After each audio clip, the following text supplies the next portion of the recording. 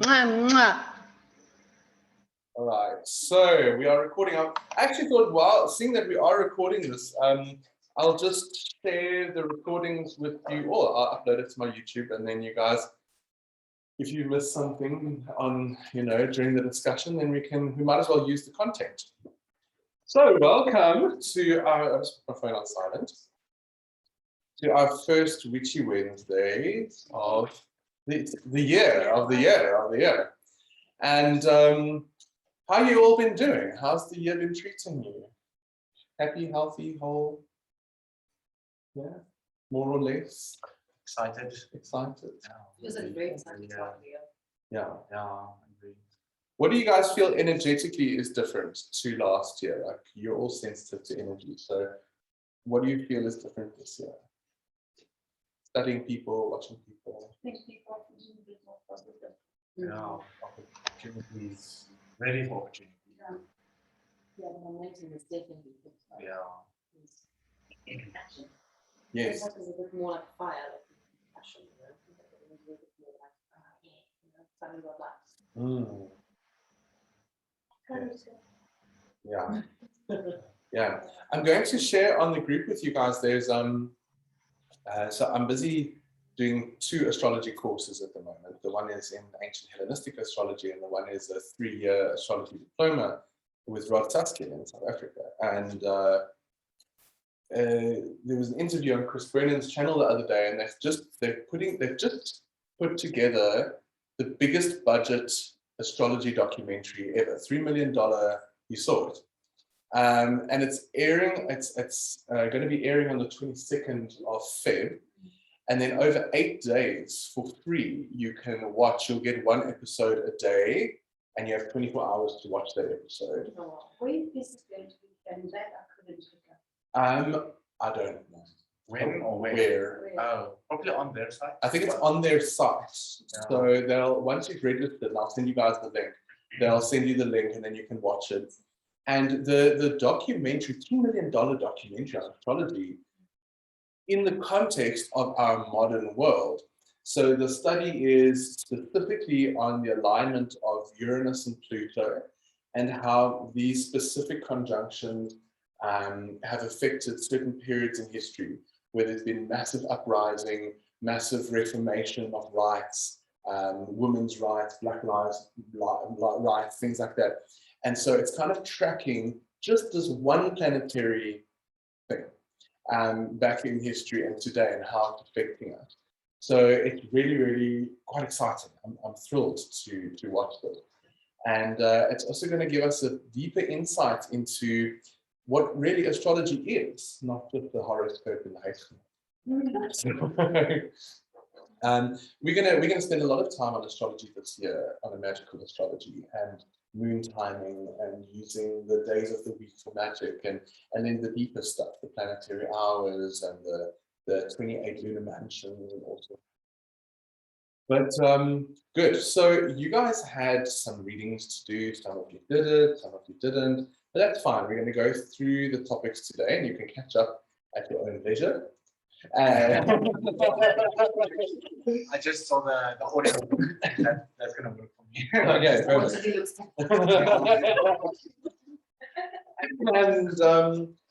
and today's topics are quite broad and vast. So we're going to be discussing blessing today, and we're going to be discussing dipping our toes into Wiccan theology. What did that look like? Who are the gods and the goddesses? Do we believe in many gods and goddesses? Don't we? Do we believe in anything at all? Heaven, hell, the creation story, and just we have time. We can still go through the Wiccan Rede and the charge of the goddess. Sure, I don't think we're going to get this in, but I'll make it my mission to try. So before we begin, as always, we light our candle in the center.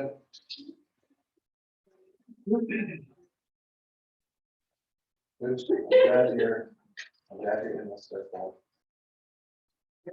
taking charge.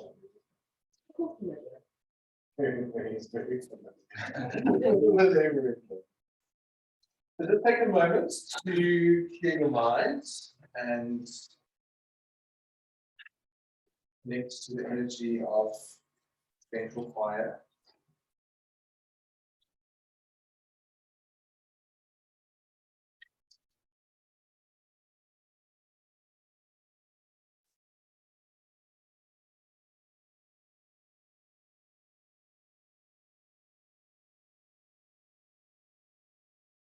And as you project through your mind the white light to the room, into the flame, visualize the white light moving into the flame, and then bursting out again into the room of full force, creating sacred space. It has been since the beginning of time that humankind is gathering around fire, with a ritual symbolic of food and eating. And so the fire is our conduit for science, mystical law, and technology. And so we welcome the fire. We welcome all the elements. Arish Pierre, Fritema, Bovavena, Fritema. Arish Pierre, Lutan. Arish Pierre, Fritema. Sono vero, sono vero, sono vero, Fritema. Sono vero, sono vero, sono vero, Fritema.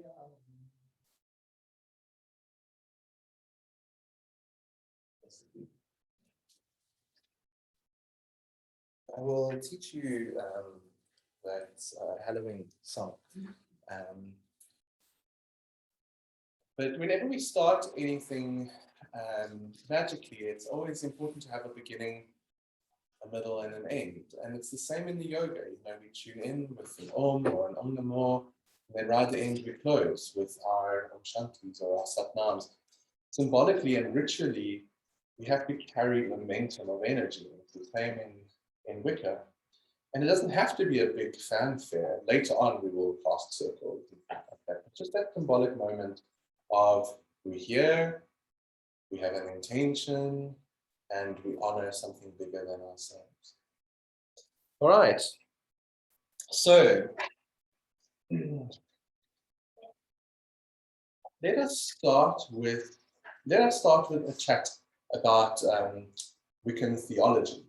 And then we'll go into some practical work reflecting. So we're going to stay specifically within the teaching of witchcraft here, because that's why we're here. So if we have to go broader into other religions, Buddhism and everywhere, we'll be here all day. So specifically in Wicca, from your readings or your understanding, what do Wiccans believe on a spiritual level, religiously, about the divine? What is your understanding and why?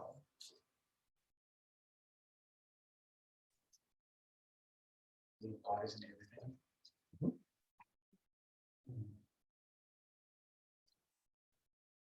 And like they burn behind that too. That is some kind of Beautiful. Thanks. so they make up essentially the entire context. Yeah, they put a few names for it.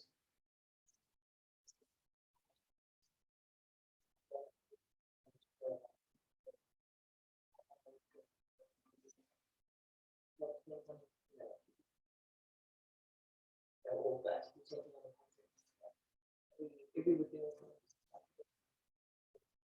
One of the things I love about Wicca is that, it kind of has a framework and then you apply your personal into it. But I'm going to give you the traditional and then later on we can explore the eclectic. So traditionally, Wicca has quite a structured belief system about the divine. And Wicca and paganism are not the same thing. Right? Paganism was always, paganism was what was around before Christianity. So all of Europe, everyone who wasn't Christian was pagan. The word pagan actually just comes from the Latin word pagani, which means one who lives in the countryside. That's it, one who lives in the country. Because the Christian religion was in the big cities, the people who were like out in the Dorpies, they were still following the old ways, the way of their grandparents and their parents, the old religion. And that was they were called the pagani, like the low class people who lived in the countryside, following these strange little ways of believing that the moon was a goddess and that there were spirits in the waterfalls and that the land was alive and, you know, running around on the fields naked on broomsticks to try and make the crops grow. It's quite a tradition. And never mind the fact that they borrowed a whole lot of that later on. But so being pagan was actually was the religion of our ancestors. And that meant seeing nature as divine and seeing everything as alive with spirit.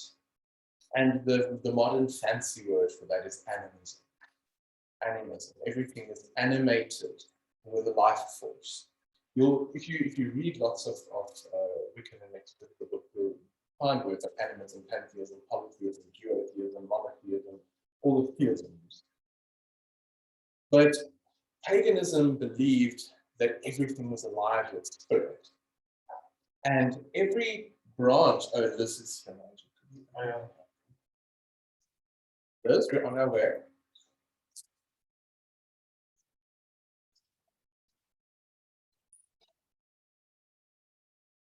Now,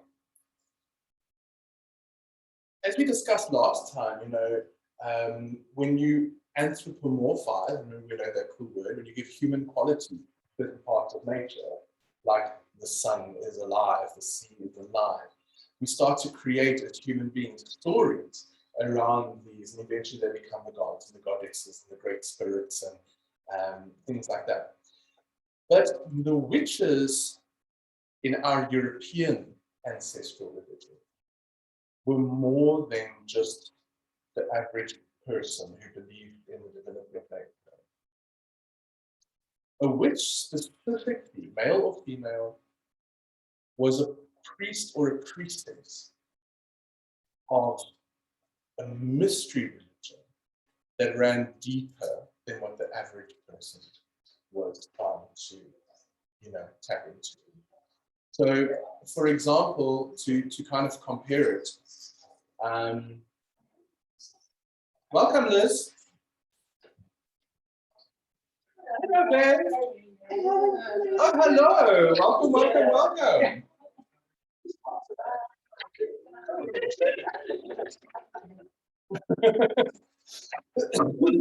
We all stuck outside. Yes. Why? Because the gate was locked. Oh, Never lost them. They've been waiting. why did you sit up in the room? Oh, my phone is silent. Sorry. I did eventually. Yeah, my phone is on silent. Sorry, ladies. No, it's fine. Welcome. Thank you.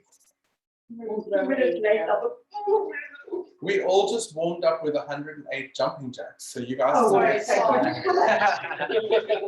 That's the reason I'm downing my water so great. So we've just started a discussion on Wiccan theology. Okay. Now, Wicca or witchcraft was always seen as a priesthood within the old pagan religion. So not everybody was a witch. Everybody was pagan. In Germany, you had your worship of Odin and Thor and Freya. In Ireland, you had your worship of Bridget and Lua and Wada, and everyone was pagan. In every culture around the world, you always need a priesthood.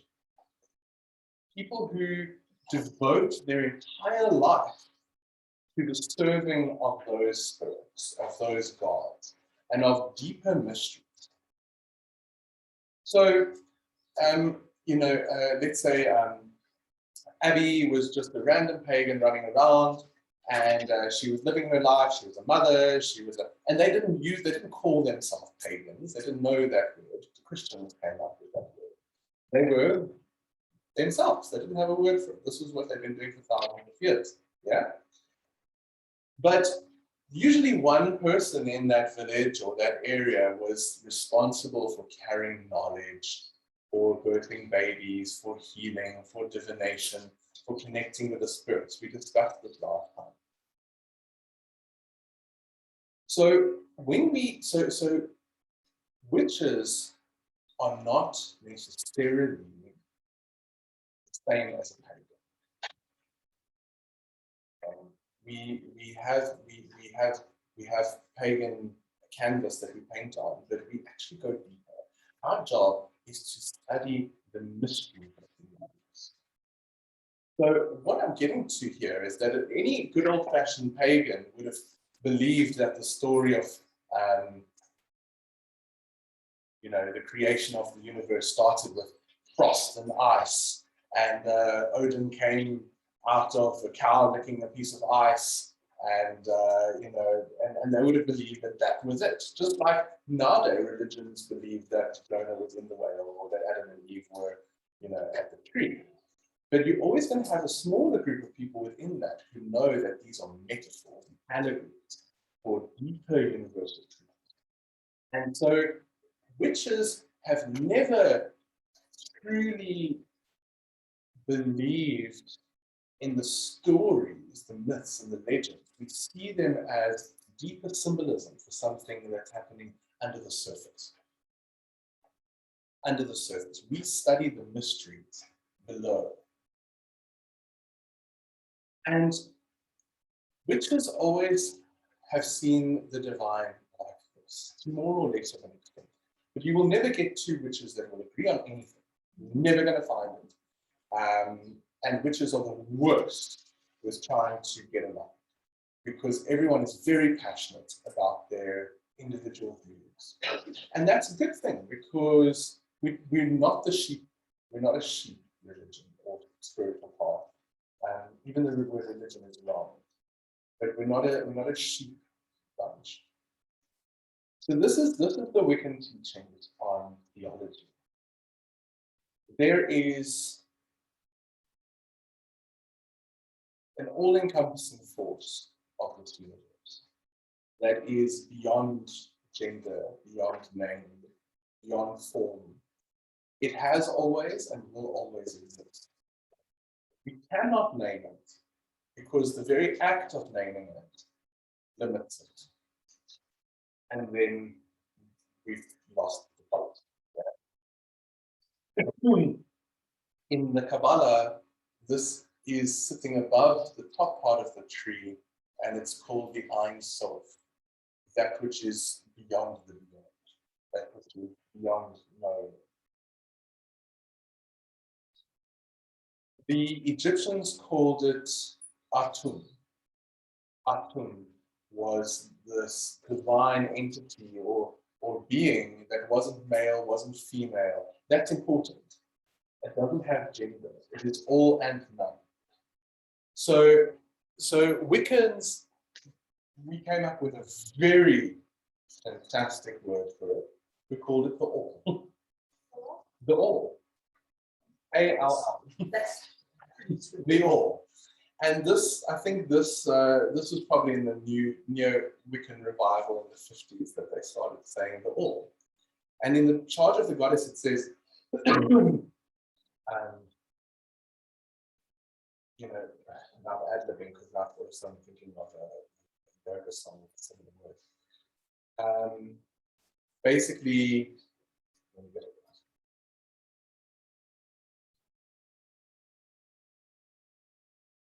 The All was one, and one was the All. And from that All, there was a split that had to happen in order for this universe to begin. Reality. And it's there in Genesis. Yeah. In the beginning, there was nothing. And then all of a sudden, there was something. And there's a little bit of a jump there. Nobody ever asks, But there was nothing, and then all of a sudden, the Holy Spirit breathed its breath upon the surface of the water. Now we've got water and a Holy Spirit. All of a sudden. 2 in 1. And then God said, let there be light. But this is actually very similar to the Wiccan and most ancient traditions. That we can't really conceive it. And we're probably not meant to conceive it. So we have these stories. But in the beginning was the all. And the all split into polarity. In order to experience itself, it had to have another. How can we ever understand ourselves unless it's through the lens of the other? And this split, this polarity, took on 2 forms. We call it the god and the goddess. But you can call it yin and yang. You can call it Shiva, Shakti. You can call it positive, negative. You can call it electromagnetic. Because it's all. That is all correct. So there were 3 forces in the universe. And the yogis in the room, you're going to latch onto this quickly. Because the one is neutral, it contains it all, and therefore it is none of it, and yet all of it. And then it also contains 2 opposite but equal polarities. Now, the very basis of our human existence, of our cosmic existence, what is the smallest unit of our whole existence on the planet? What is an atom made of? 3 parts. Nucleus, proton, electron. So there is the neutral. There is the electron, represented by the feminine, the receptive, the magnetic. The proton, which is representative of the masculine, the solar, the electric. And those 3 forces are the 3 gunas in our yoga. Sattva, Rajas, and Tamas.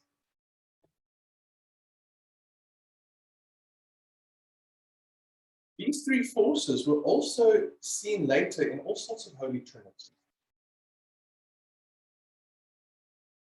So, the Father, the Son, and the Holy Spirit. Holy Spirit was feminine. She was always a goddess. If you go back far enough, not too far. But the Hebrews called her Shekinah. Shekinah was the name of Holy Spirit, and it's feminine.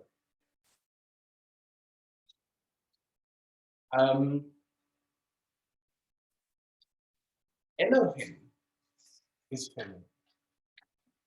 That Hebrew name for God is feminine.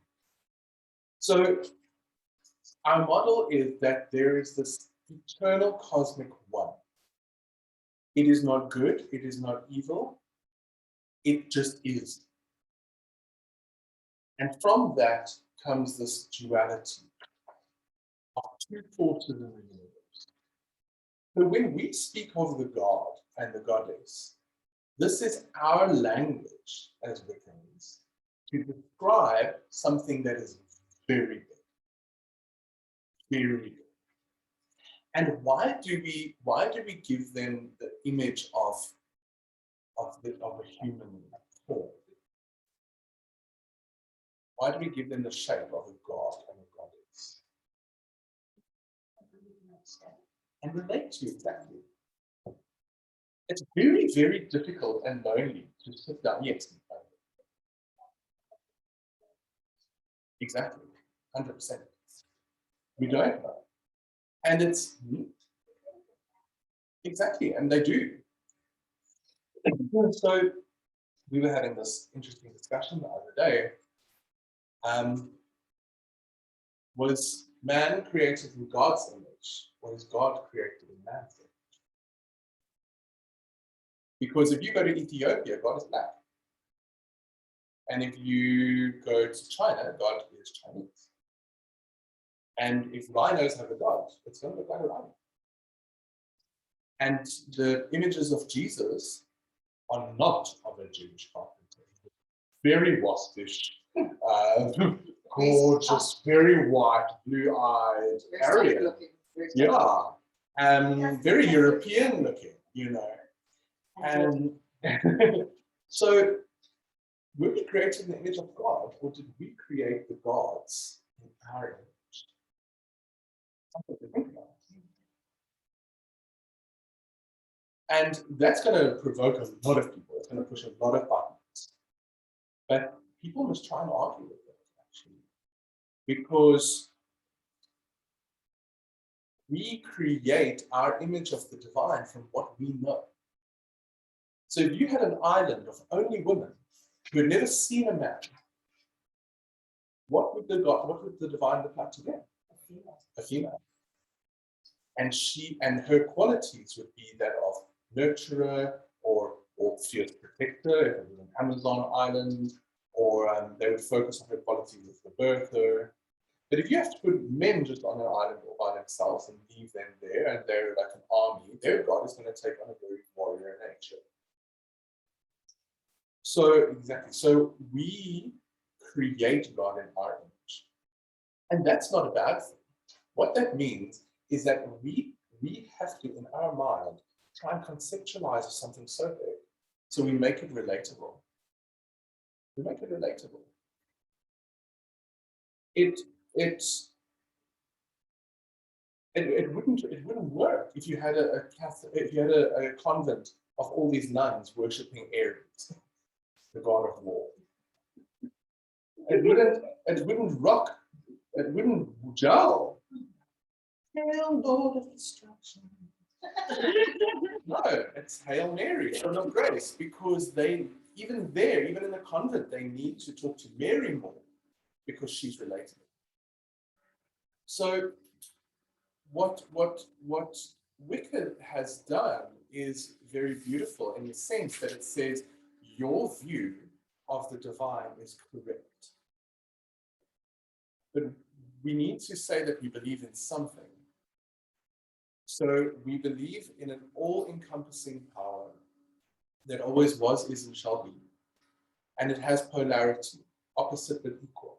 And we, in our terms, view that as the Lord and the Lady, the divine gods. Now, in some myths, they're husband and wife, sometimes they're brother and sister, sometimes they're mother and son, but they always have the polarity. From this idea of the goddess came many faces of the goddess. Because think of if we just think of women, you've got one woman who might be a pro athlete, and another one who's a birthing doula, and another one who's a healer, and another one who's a teacher. So all of a sudden, the goddess takes on the form of warrior, poet, artist, mother, healer, lover, seductress, wise one. And the god takes on the form of the playful one, the wise sage, the prince, the king, the destroyer, the creator, the builder, the father, the son, fool. So we have gods and we have goddesses. But witches are not necessarily polytheistic. We don't believe in many gods and goddesses. We see them all as aspects of the land. And yet, we can also connect to them as individuals. So we are really free in our ability to move through spiritual faith. That's why we were never liked, because we have never been conformist. You can be a monotheist, which means you only believe in one God, and you can be a witch. You can be a duotheist, which means you have two. You can be a polytheist, that means you believe in many. You can be an atheist.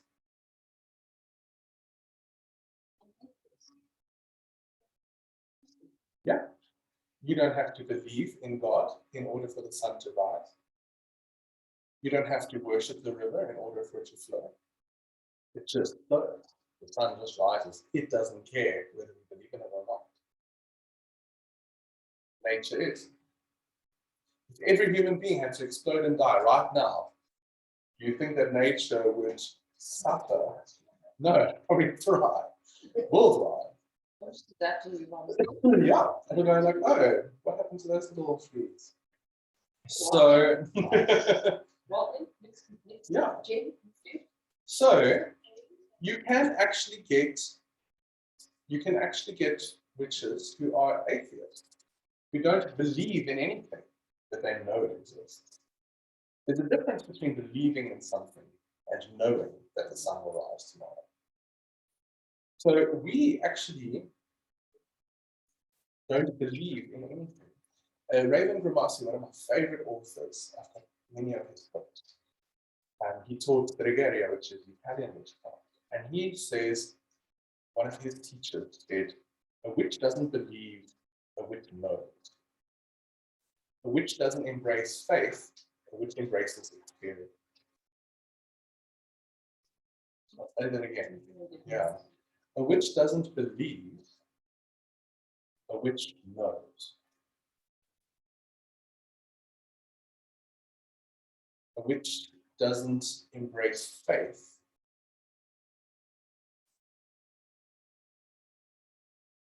A witch embraces experience. Raven, Grimassi, Grimassi.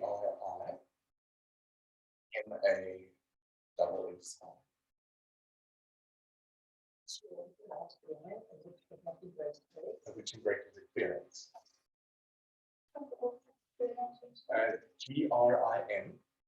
Grin, Grin, A-S-S-I, Grimassi. You can find any work by him. Get your hands on it. He passed away a few years ago, and since then his books are becoming more difficult to find. But he's got stuff in his book that you'll never find anywhere else. He was taught by a long line of hereditary Italian witches. And he publicized his stuff, and he was shunned by his community because of it. But we're very grateful that he did. Cool. Yeah. Yeah. The strega, the Italian witches, are an amazing tradition. So what does this say? What does the statement mean? A witch doesn't believe, a witch knows. What does that mean? It's quite complicated. between believing something intellectually and going, okay, well, that makes sense to me intellectually, and actually knowing it in the bones, having experienced it, and feeling it, and understanding it through yourself. Yes. Therefore, which doesn't embrace faith, because what is faith? Yeah, you've been told this is what our people believe. You know, you go to church or synagogue or mosque or temple or wherever, and from a little child, you go, that your parents very well-meaningly go, this is what our people believe. This is what our culture, our clan, our community believes. We pass it on to you. Now you must believe it. And they mean well by it. And it's actually a good thing. We need it. Structure, values, ethics, morals. But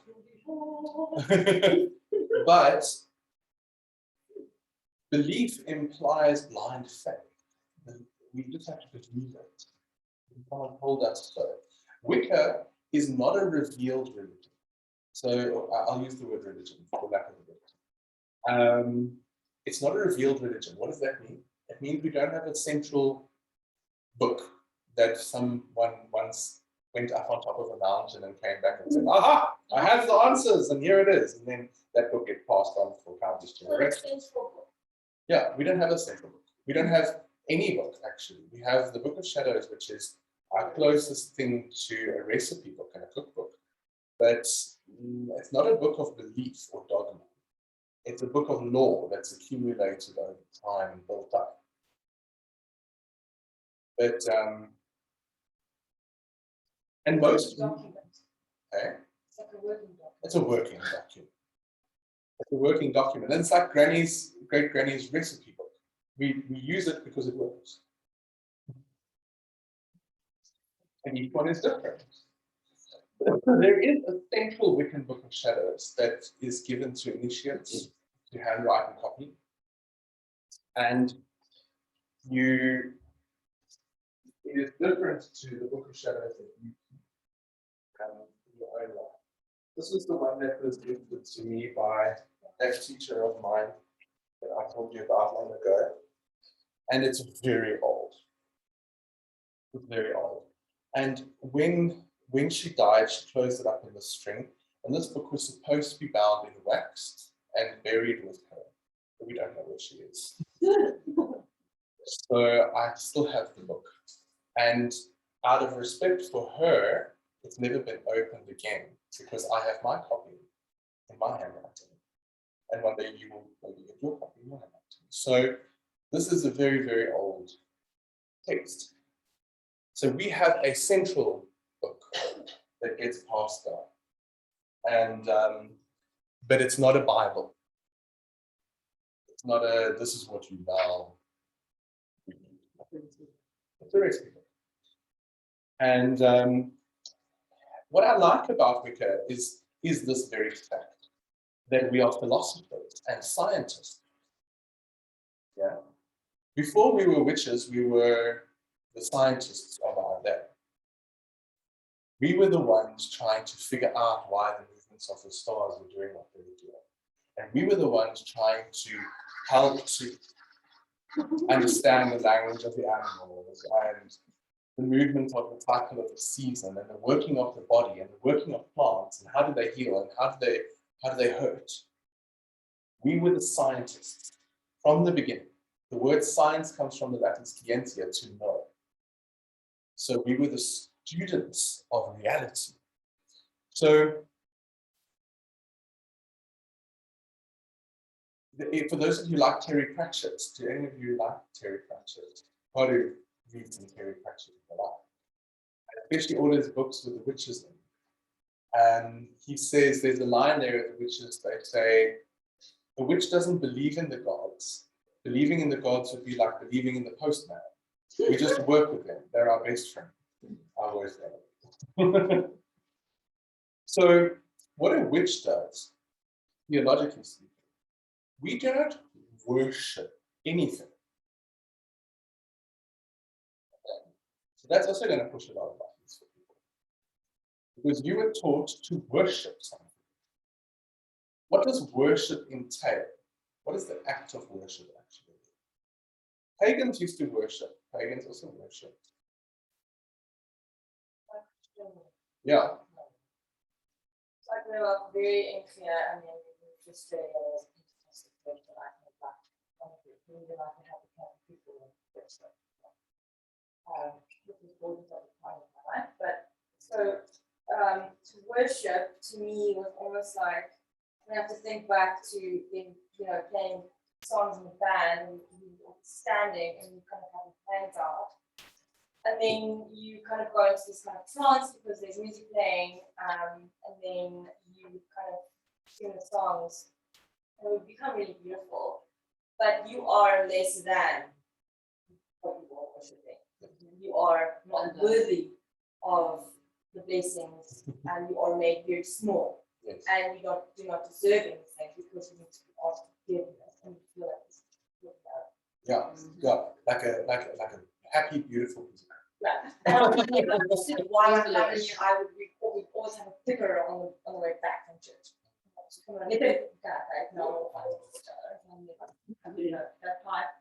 That's how I now think of. So religion, who was it? Was it Nietzsche? Anyway, somebody said that the opiate of the masses keeps the masses numb, keep them in place. And fair enough, like imagine everyone just running around like a mock. But it's also had a lot of problems. And I believe that the problem is not in religion. The problem, per se, the problem is in the doctrine of you big, I'm small. And therefore, I am worthless. You are a great one. In order for me to get brownie points. Yeah. Yes. Oh, yeah. Very recent. Yeah.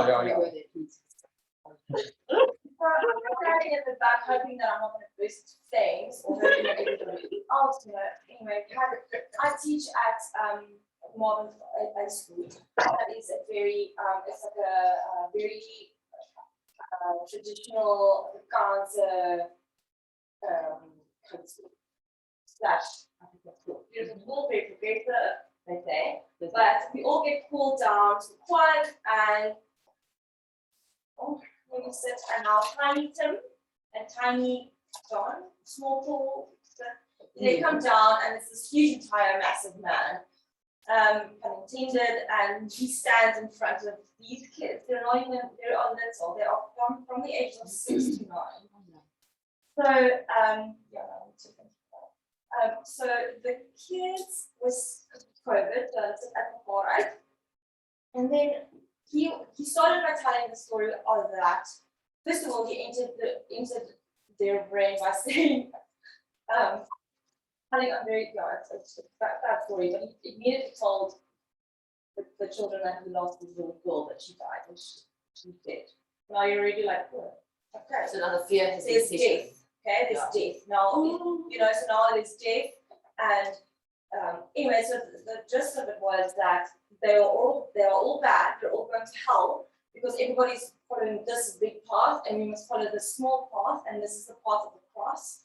And most of them are Muslim. Most of them are Muslim. And so we've got Muslims and African culture, and so I have me sitting back and they've got a Hindu teacher. And I'm recording this. Thinking of them,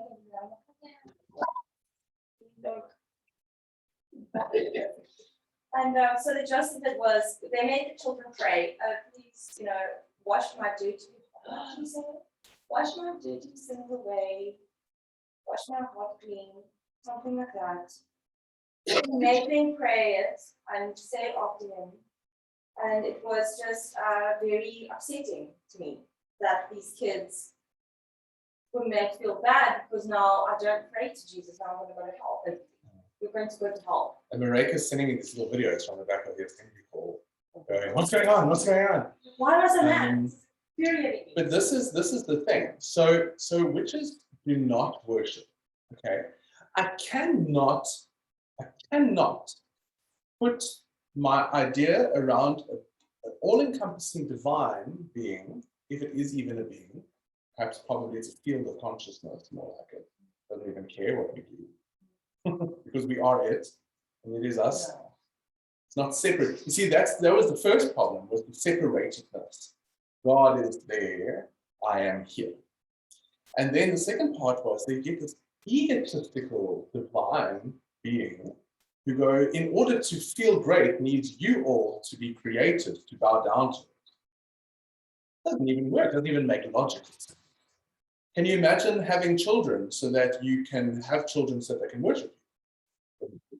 I don't understand why I have to worship some angry God in the sky. No. So we do not worship anything, but we work with. We work with.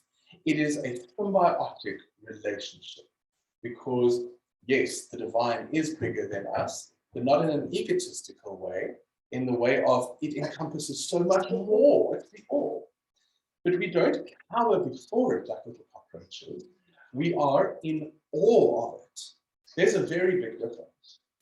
We are in awe of the beauty of it. And you can get that feeling just by standing at a magnificent, huge waterfall and going, wow, you can feel the awe, you can feel spirit in that moment, the majesty of that. And that's what Mareko is feeling in the church when he was saying, is that experience of the awe of the divine. So it's not God that's the problem. It's what we've been told, how we must relate to that field of energy. For me, it was great until you have to sit down and listen to The prayer.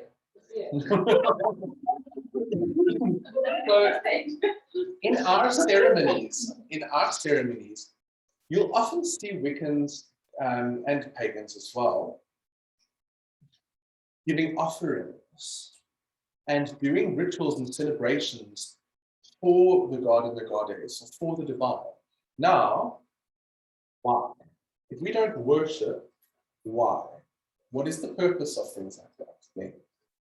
If it's not from a place of worship, then what place is it from? Gratitude. And honor. And exchange. So what we're doing when we're giving our offerings or giving our ritual celebrations is we're not trying to appease something bigger than us and go like, please look favorably upon me because I am just ferocious. Or even saying like, please forgive me because I'm such a beast. We don't have a concept of sin. That's another talk for another day. All right. We just believe in nature, and we believe that everyone's on a learning journey and everyone screws up from time to time. But we don't believe in hell. We don't believe in the devil. Witches don't believe in the devil. It flies in the face of everything that's ever been told. I love the devil's always pictured as something. I love that. What's so funny is There you go.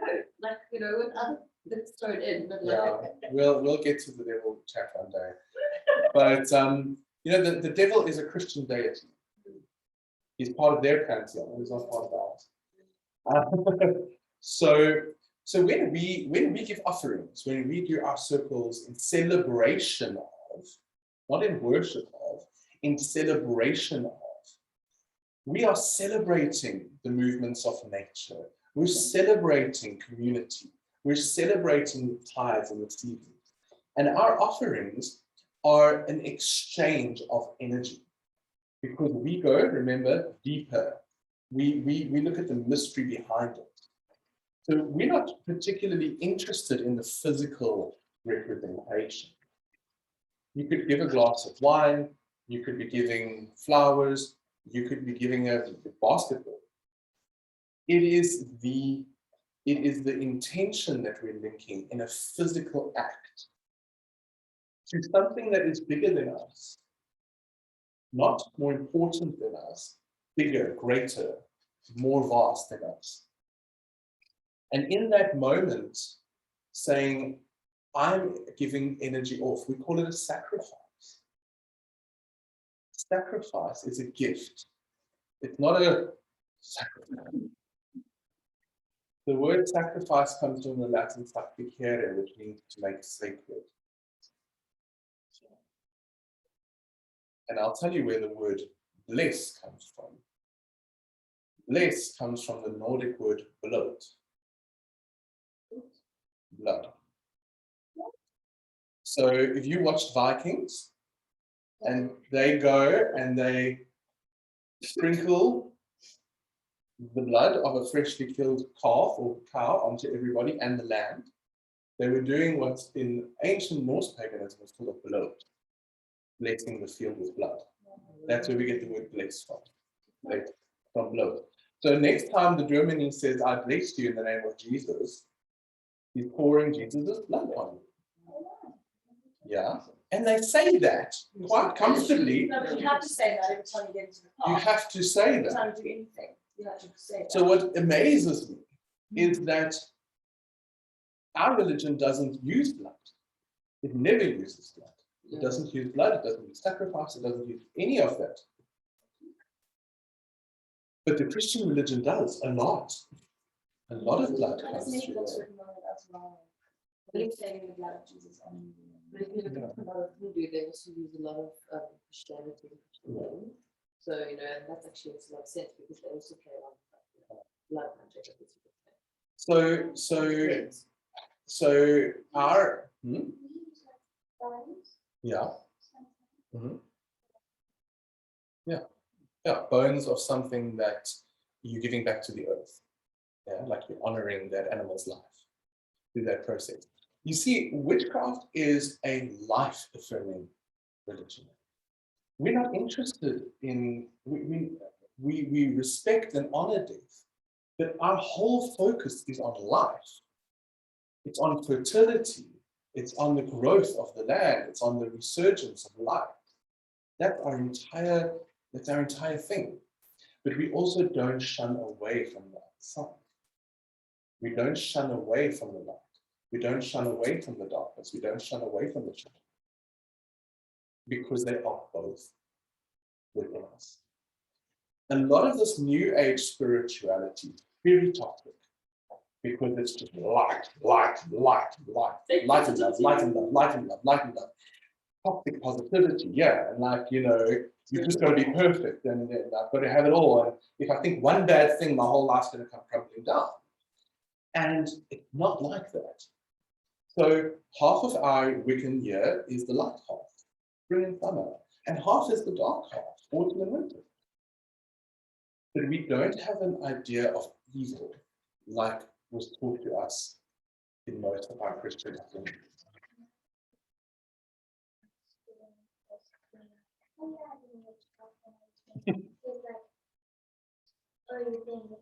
In my religion, that means that you're worshiping the devil. Yeah. But that's not what I'm doing. Yeah, and now you just tell him bless you. Mom, You just say bless. So, you know, I found over my life that it's easier just not to tell people what I believe, because you can either spend all of your energy living a life of joy, or you can spend all of your energy trying to fight people.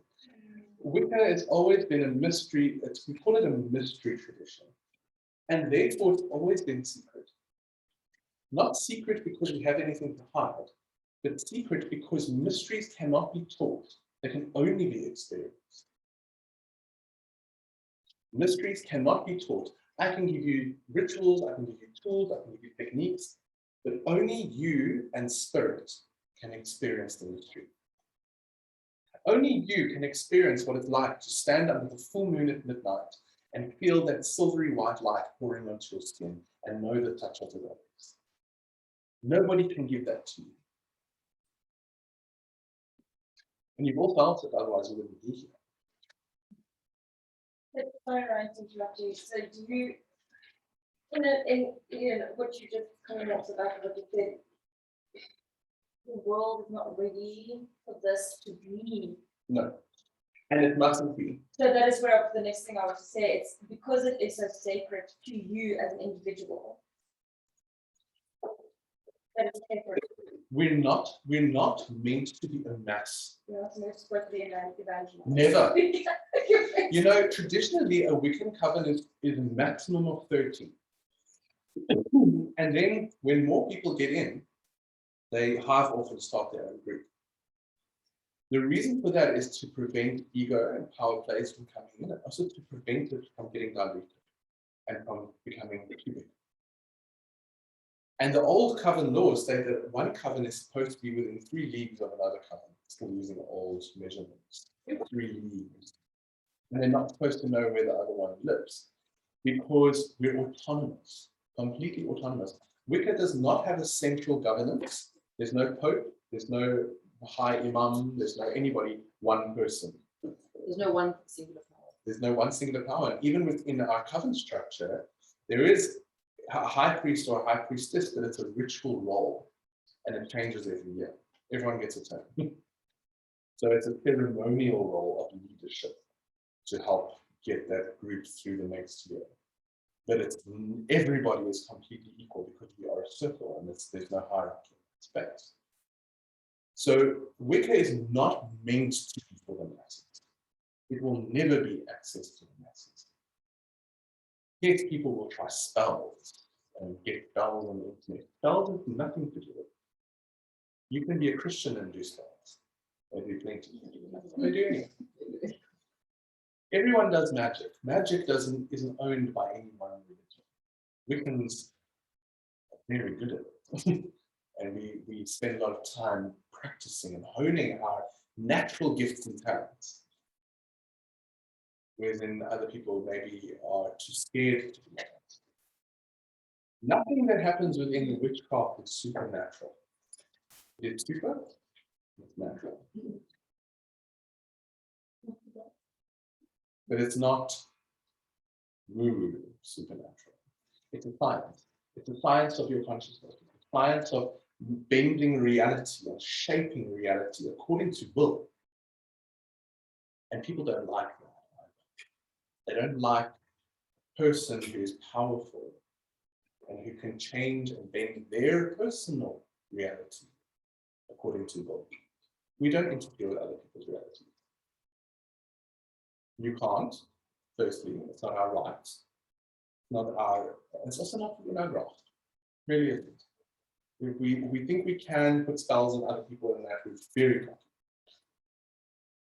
And it doesn't have a good ending. Trust. That's nearly too many. So we work on ourselves. Our magic is us. And our magic is our relationship with life. So this will bring us to the Wiccan Rede. And the Wiccan Rede is the closest that we have to kind of like a guideline of like, we don't have commandment, but it's a guideline that most Wiccans will stick to.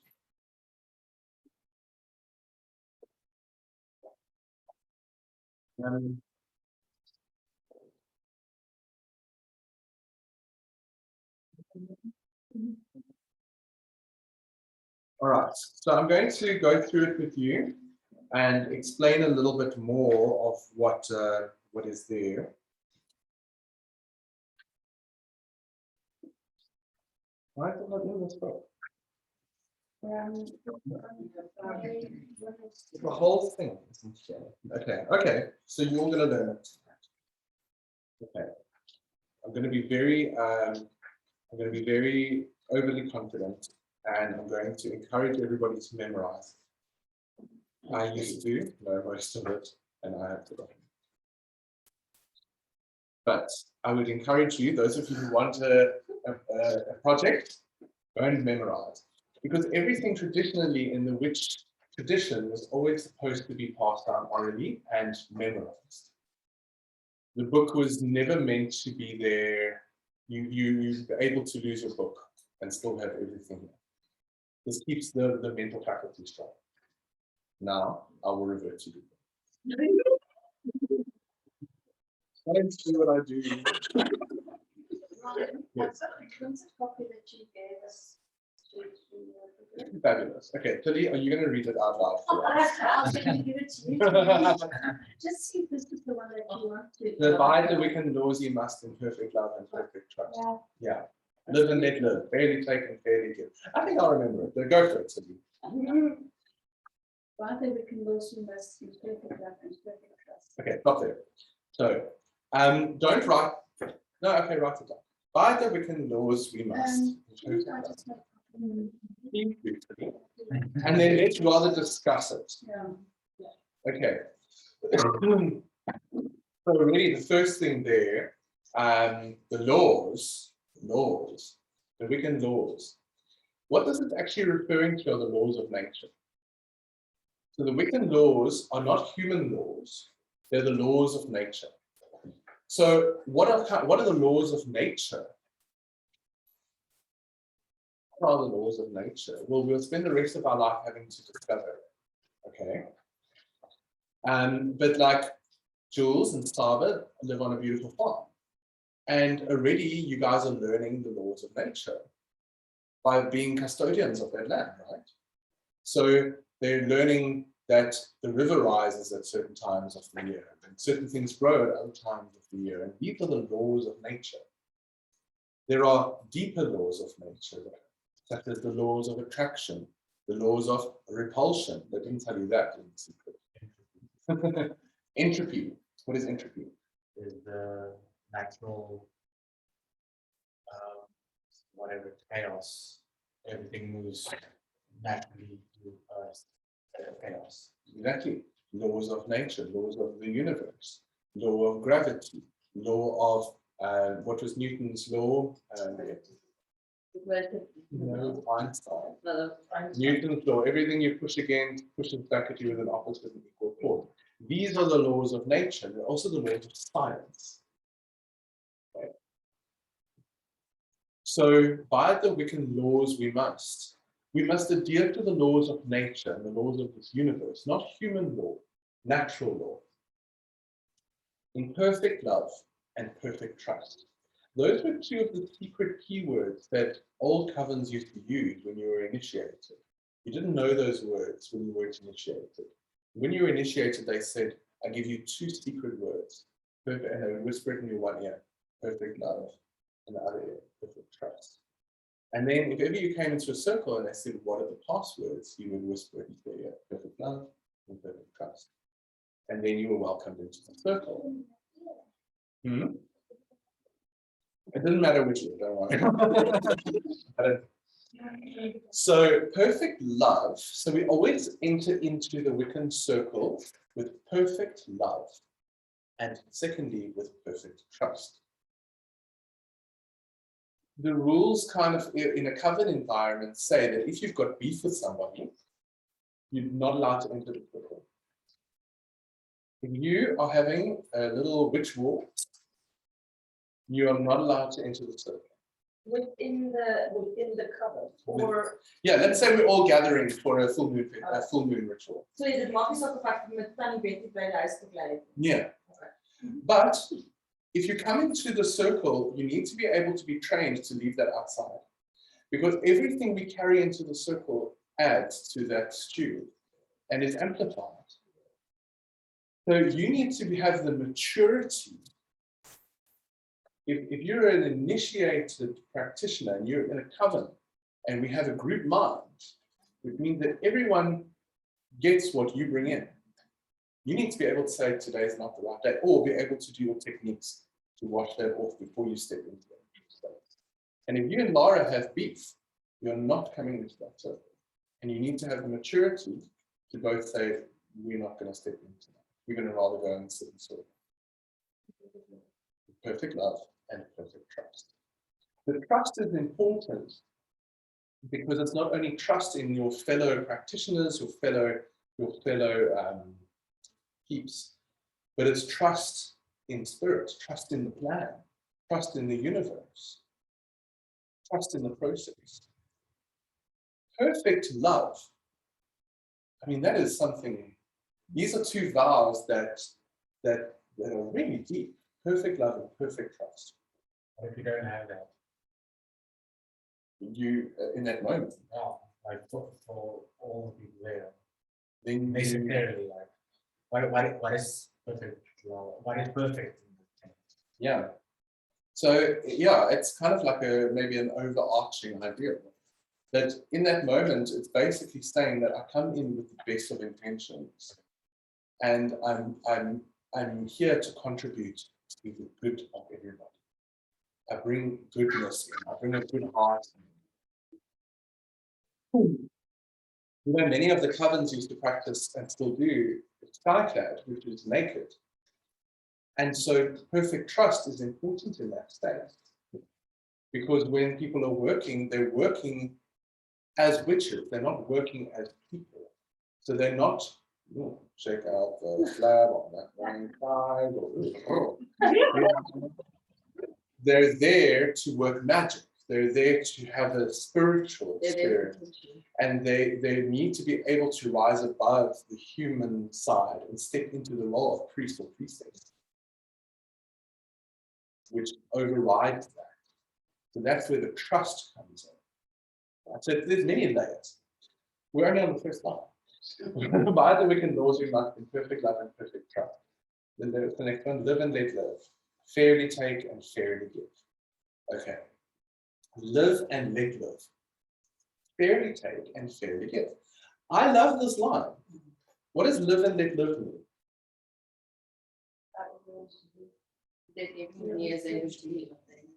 Yeah. So don't push your agenda on others. You know, live and let live. If someone wants to believe that vaccines are great, go for it. If they want to believe vaccines are bad, let them have it. Go for it. If they want to believe anything, let them believe. Live and let live. You live, let them live. Doesn't that really take off so much? Like, you don't actually have to convince anyone of anything. We're not here to wage wars and argue and bring our points across. Let them do it. Yeah. If you feel like constantly, especially I know in Christianity, if you kind of constantly feel as though you have to project this perfect image the whole time because you want to make sure you're converting people. I'm being a good Christian. Good salesperson. Yeah, exactly. Yeah. Judgment. You don't have to subscribe to any kind of judgment through that. No. Just let people. Yes. Isn't that lovely? It's so very exploring. Because we don't, it's very difficult for people to call us hypocrites because we don't affect anything. We don't profess to be perfect. We don't profess to try to be perfect. We are on a journey of trying to perfect ourselves in the form of spiritual evolution. But we're not trying to attain anything that is unrealistic. We're not living by any commandments other than the commandments of your conscience. You see, Wicca is all about adulting. We don't need 10 rules to tell us what to do. You should very well, as a human being, know what's right and wrong.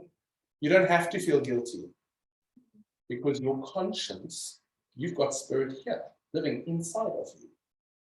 So as a witch, your job is to check in with your internal compass, not on 10 big words on the board. So for example, this shame kind of really gets pushed onto people. Yeah, yeah. Yeah, it was so towards its engagement. Guilt and shame are worthless emotions. We cannot change what we've done. We can only improve it. We can make it better. But dwelling in guilt and shame is not going to help us grow spiritually. We must be able to adult enough to say, I screwed up and I have to suffer the consequences of my action. That's what Wicca teaches. We don't blame God, we don't blame the devil. We take responsibility. And therefore, all the crap that comes back to us, you sowed those seeds, enjoy your crop. Yeah? Spiritual adulting. And this is also why Wicca will never be for the masses. Because people don't want to take responsibility. Blame the government, blame apartheid, blame everyone else, but we will never take our own. So live and let live. And then the second part of that line says, fairly take and fairly give. This firstly, where does this first apply? Fairly take and fairly give. Yes. And be selfish, don't be selfish, Yes, I love that. But also energetically as well. Yes. Don't give too much, don't give too little. This is what is needed. And then where else? In nature. Yeah. So in nature,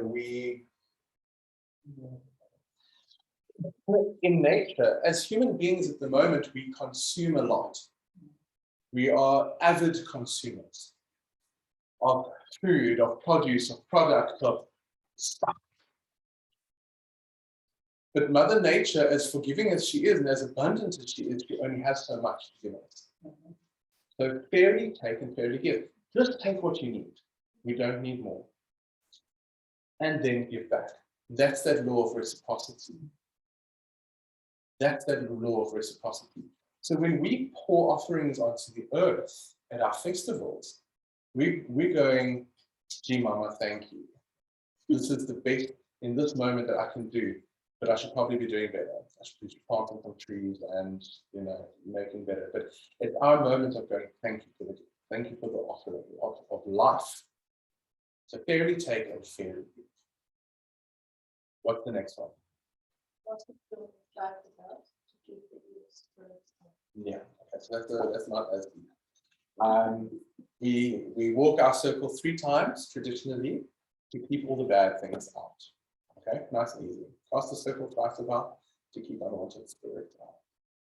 3 is an important number in the craft. It represents many, many things, and over your studies and your journey, you'll understand the power of 3, number 3. Those of you like Tom back in the day, the power of 3. All right. 3 is a very mystical number. What's the next line, Tom? To bind a spell every time, let the spell be set in line. To bind a spell every time, let the spell be stayed in line. Okay. Let's pause there for a moment. What does when you're doing an act of magic, and this is going to come in later when we do our blessing. When you're doing an act of magic, what makes it magic? What makes it magic? What are the ingredients that we need in order to make magic a moment of magic?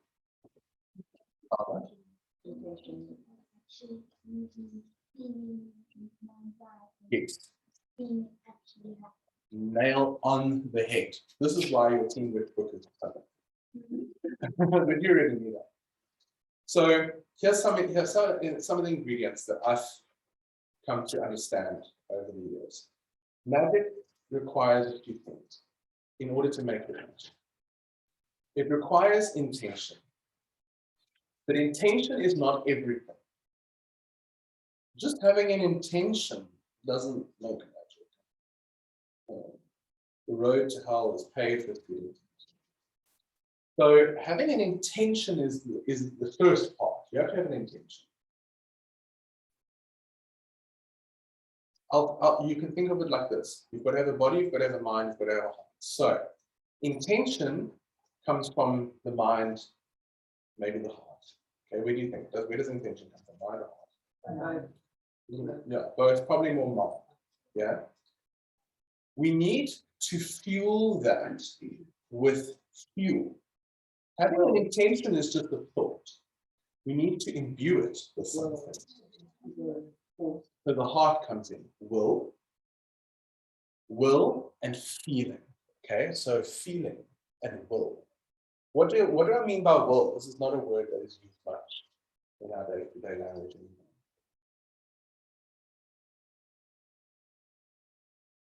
That knowing, that power of knowing. Close. If I say, okay, let me bring it to the roots level. What is willpower? I think that you really want to have When you want something badly enough and you take the action to actually bring it into existence. Yes. So to have will is like a superhuman force that we push hard enough we can get it. So that runner who's running the last leg of the marathon and his body is giving up, it's will that takes him. It's this mystical human something that just gets us there. Will. Now, that's part of our witch's pyramid. Yeah, will. The ability to, through emotion and focus, will something to happen, to make it happen, to influence. It will happen.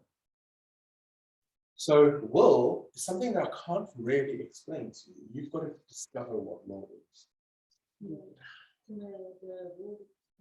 the word of sign actually speaks about the will and the children of sin. You're actually born with it, but you discover it as you get older. That's just interesting that it's one of the two difficulties that you keep that to go into the realm of life. Yeah. They have to have will ignited in order to have that. I know some people are attached. Will. Why don't they just keep doing it? Yeah. Rudolf Steiner was great. So will is one of the ingredients. Intention is the other. With will, I'm going to latch onto that feeling. Okay. Feeling has to accompany will. Will is like a fuel, and feeling has to go with that. So that runner who's running to the finish line, he needs to want it and see it, like Saba said, and desire it with every fiber of the being to get there. So will kind of comes from the heart, and maybe even deeper. The gut. The feeling would always be like the reason why you want it. The reason why, and also the feeling of knowing that it's done. Feeling of completion. That's the most important before it's done. It says that in the Lord's Prayer, thy will be done on earth as it is in heaven. Those lines, on earth as it is in heaven, is very old. It's come from Egypt, Hermes Trismegisticus, as above, so below, as within, so without. Those are the laws of magic. We'll get there one day when we study this stuff. Very cool. So we've got will, we've got intention, will with fueled emotion. We also need a few other things. We need what Saba says, the mental image. Okay? We need to see it. We actually need to see it. Because without creating the image, the astral form cannot take shape. we're gonna really study this one day in depth, how to manifest things. Now, but I just want to give you the understanding of it now because we're going to use it when we bless. It doesn't help. This is not magic to just go trinkify, ancient spirits, come out. That's not magic. That's saying a poem. But those words, if combined with the visualization and the intention and the desire, the will, now we're starting to create a momentum on the astral realm where magic happens. Magic is simply creating an image on the astral that with enough energy behind it manifests in the physical, as above, so below. Not to be so ritualistic. No, Can it not just be like a, yes, I'm sitting in the traffic, true story, and it is not moving, and you having this sort of vision like opened up and all the vision to right, and you think it, and yes. it's so impossible because there's like 4 million cars, and then it actually happens. Yes. So, but there's that feels like it's kind of moving. That's magic. That's magic. I have that with people as well, whenever I think of somebody, but I think of them like 2 times usually, and then usually then like somehow reach out and see them in the wall, or get me sick from them or something. It's really weird. When we do our spells and we use these physical objects, physical things like candles and seeds and beans and buttons and twinkles, they're doing a few things for us. A, they're focusing the mind, but B, very importantly, they're creating a physical link to an astral concept. So we're actually anchoring it, they're like a portal, we're anchoring them into the physical realm. They're connected to an astral thought form. And when we focus our intention, these words that we say in rhyme, they're a way to get the mind into gear. Why do we do that in yoga? We chant mantra over and over and over. They're a way of trying to get the thoughts into one state. So we use rhyme, don't have to rhyme, but it works well. It's worked for thousands of years and it works well. So we don't have to change Granny's recipe every time. But when we're saying the words over and over and over, trinkify, ancient spirits, come alive, money grow, money fly, spirits of the trinkify. What's happening here? My mouth is keeping my conscious mind moving. Magic doesn't come from the conscious mind, it comes from the subconscious mind, it comes from that deeper part of us. So we're tricking the conscious mind to stay busy. It's like giving the monkey something to do. So that while we're doing that, we're visualizing the money flowing to us, the abundance coming to our life, or the health, or the healing, or the love, or the traffic opening, whatever. And sometimes you can be so in alignment in your life that you can just do it in a split second. And sometimes it requires a little bit more get the wheel going. So I want to just plant that in with you now. When we hear things like this of let the spell be spoken in rhyme, there's hidden teaching under just that one little line. Okay, Tilly, what's the next one?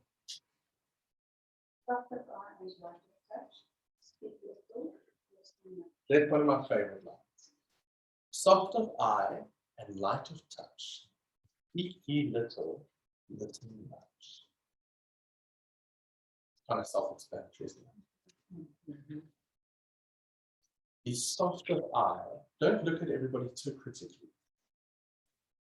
Be soft of eye and light of touch. What does light of touch mean? Gentle, don't be attached, be compassionate, be sweet. Be soft of eye and light of touch. Yeah. Don't control, don't drip. You know, speak ye little, listen much. I haven't mastered that. I haven't mastered that. But you know, this even applies into our spiritual life. You know, we were so often in religious upbringings taught to pray, talk to God, talk a lot, and that mainly is your shopping list. Dear God, insert my requests here. I need to walk. Yeah. Thank you. God, I'm so bad. Thank you. Right now. But religion, this is why people are so scared of meditation, because if prayer is talking to God, then meditation is listening to God. That's all it is. So, and then they're scared of what they're going to hear on the other end of the line coming through. And I'll tell you now, when you practice these things, you have a direct contact with the divine. It's direct. There's no middleman. You can close your eyes and speak directly to your origin, to your source, and receive everything you need. That is channeling, pure and beautiful and sweet. And it's not crazy weird. It's just you having a direct and intimate relationship with your soul. So listen much. Not only to people, but to the divine, to nature, to life, to find around you. We're so busy asking for signs that we're not actually looking. We're not receiving. So gentle when it comes through. When you get that little nudge, maybe go this way, not that way. You can recall, you forgot this at home, turning around and then something happens, and then it's just your path is kind of just, you can just pray with the resistance you have.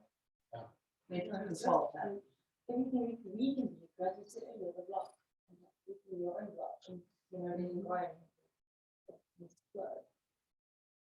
Who would ever have thought when they told you what the chest did? But really what we were saying is soft of eye and light of touch, speak ye little so much. I'm a bit disappointed actually. Yeah, sorry. We're gonna get there. Yeah. That's the We'll next get slide. there. We'll get there. What's the next line? Jen thought they were by the Wiccan chanting now, which is Yeah. Okay. So Jessel is a direction that means, it's an old Gaelic word that means in the direction of the sun. Jessel. D-E-O-S-I-L. D-E-O-S-I-L. Beautiful.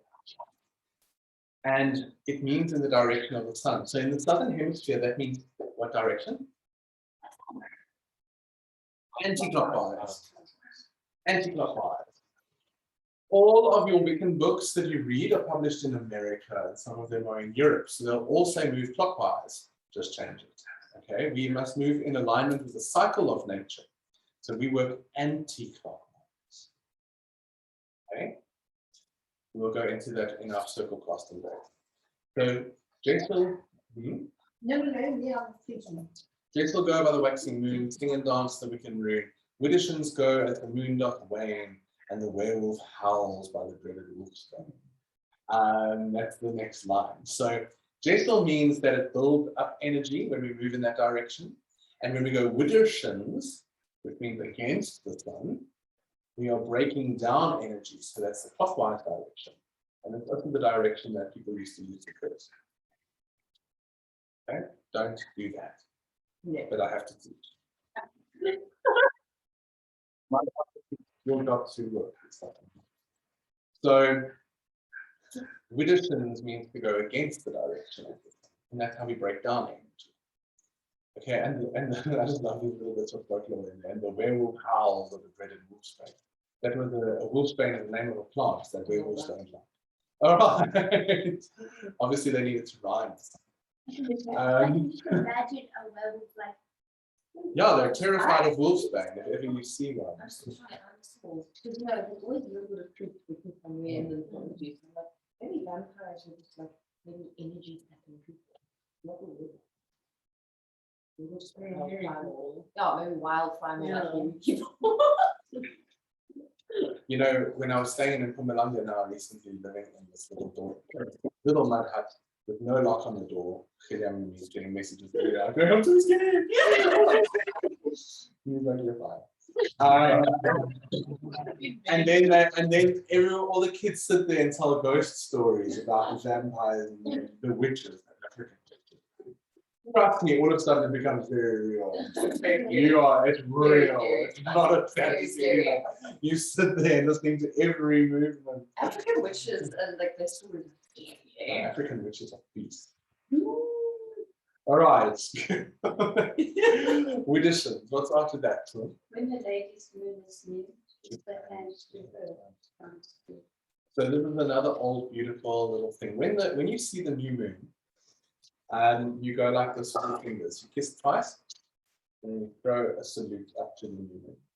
And that will bring you luck for the month ahead. Luck and good fortune.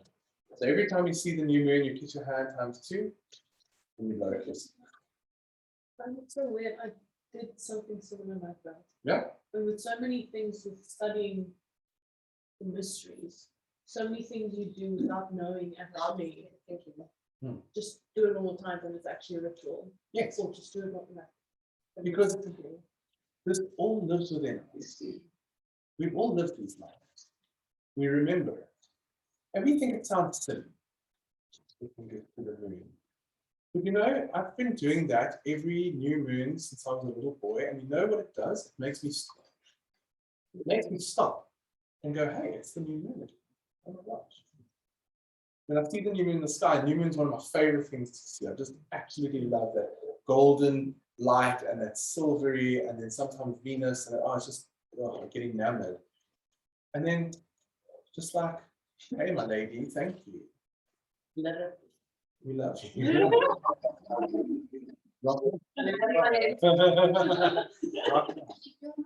Mama G. So it makes us stop, and it makes us think, and it makes us appreciate. What's the next line, so? When the moon rises at your feet, then your heart desires sleep. Yes, when the moon is full, when the moon rides at her peak, so when the moon is full, that's when we do rituals for anything. Anything goes on the full moon. You can ask for 3 things on a full moon.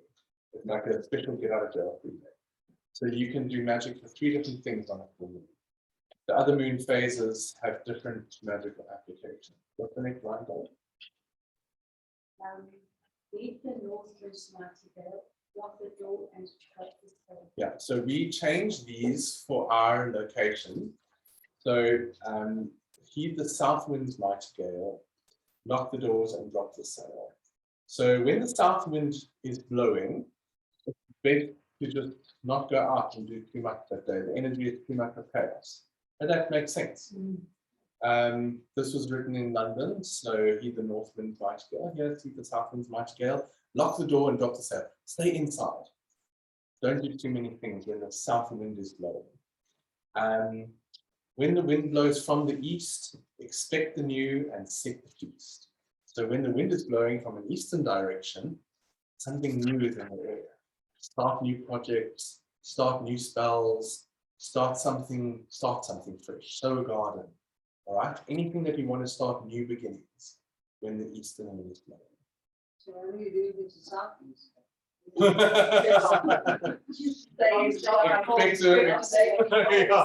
indoors. Work on your like inner work for the neighbors watching to go. I love the fact that each wind has a special magic. Yeah.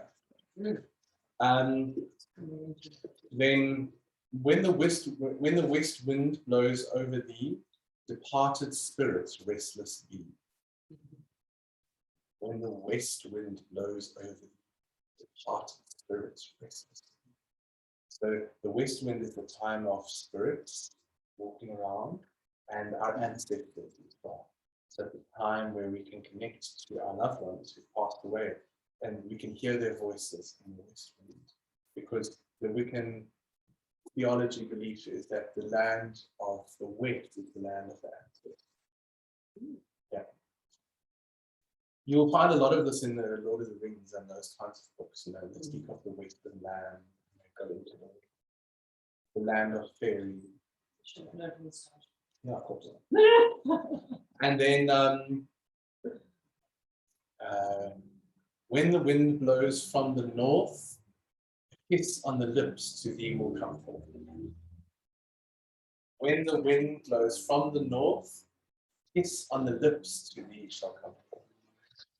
So that northern wind is about fire and passion and love and friendship and romance. The hot summer wind, bringing something beautiful to your lips, to your house, to your kitchen. Okay, so now I want you to start looking outside and going, what moon are we?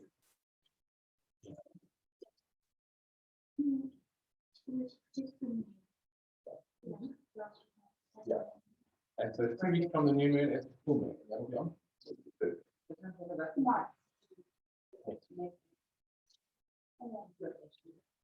So the waxing moon. So go outside and go, what direction is the wind blowing from today? You know, and look at the moon and go, I wonder what phase is she in? And become aware of nature and become aware of your environment, which is always knowing what's going on in the natural world. We know where the planets are, we know where the moon is, we know what days it's going to rain. We are connected to our environment. That's where we draw our magic from. Okay, so after those 4 directions, Celia? 9 woods in the cold and bird, burn in frost and burn in snow. Yeah. Okay. So whenever you make a sacred bonfire, you use 9 traditional woods. We'll go into that one day. Yeah. What would be the latest tree? Burn it not, or curse children. Yes. Oh, we had elderflower tonic. So there's this old lore around the elder tree. Elder is the lady's tree, the goddess's tree. Burn it not, or curse it. Treat it with respect. We can use it for medicine and all sorts of things, but don't show it disrespect. Be nice to treat. And you can tie ribbons on the elder tree, like the willow tree, and make your wishes on there and let them blow in you. My kids have this go and it's through it's my favorite. I make them watch it.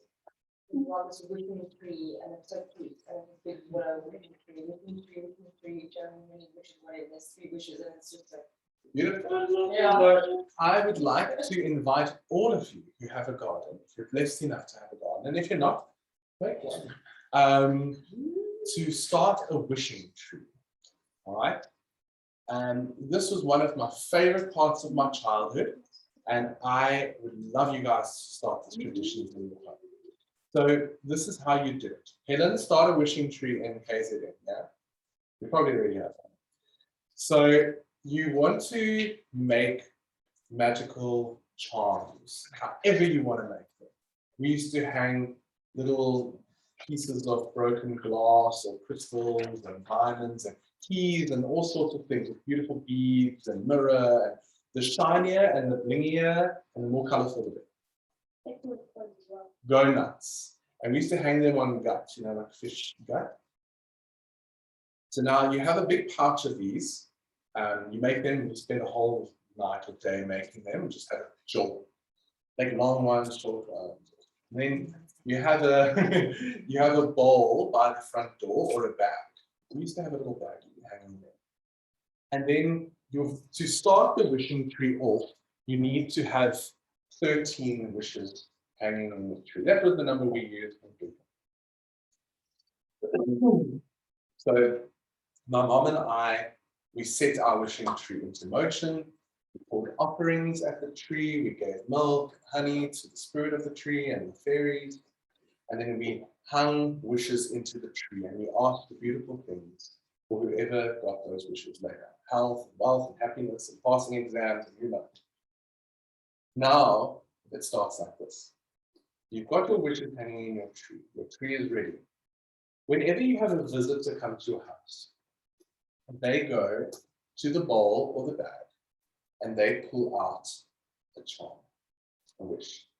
And they go to the wishing tree, and they must take one wish off that's already hanging there, and then make their wish by hanging one on.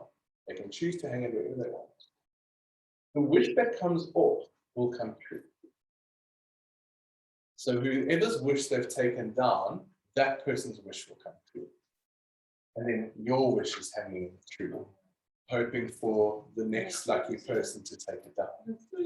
Let me tell you that for 10 years, people would come to our house, not to visit us, but to buy and to check on their wishes hanging in the tree. Is it still there? And it was just a highlight for people who came to our home. So like that would be anything that you can come to, like that. Anything. So the more fun and the more beautiful and the more funky the better. And how do we know what the wish is? Is it a little piece of paper attached to it? You don't know. You don't know. And that Okay, was so you don't write a wish on a paper No. and attach it and Just hang a- it. no. You just pull the thing out of the bag, Yes. make your wish and hang it And in hang the it. tree. And then sometimes we remember like, oh, that was Brandon's wish, or that was Nana's wish, or oh, awesome, exciting, it's just come down. And I'd sometimes even message my friend, go, oh, your wish came off the tree today. But it's just the most enchanting way to interact with your bed No. and to have this magical wishing tree in the home. Eventually, our wishing tree was so popular that we created one on the pavement as well. And we lived down the road from St. Dominic Convent. And all the girls from the convent used to come every day, and we'd have all sorts of funny things hanging in the tree and little knickknacks put at the bottom of the tree, and we had a stone and wishing tree. But this is a very old custom, and one that I encourage you all to. Can I ask you a question Yeah. about the wishing tree? Yeah. please? What happens with the charm that comes off? Does that go back in the bag? It goes back in the bag and gets like recycled for And the then next somebody time. else comes and takes it up. and they wish. Exactly. They're wishing it lands. Exactly. So you've just constantly got this cycling of wishes happening. Yeah. Thanks. The wishing tree for that. I don't think so. Maybe they kept it going after we left. We did, when we left that house, told the new owners how to work it. Maybe they did. But Ryan, what? Oops. yes. Sorry. What happens if say one evening there's a very strong wind, whether it's the south, the west, and one of the elements, and there's more than one wish that falls down? Is that the universe giving it to Gaia, or does that also go to the person? Because that's blessing actually of the earth. I think we'll have to find out, Helen.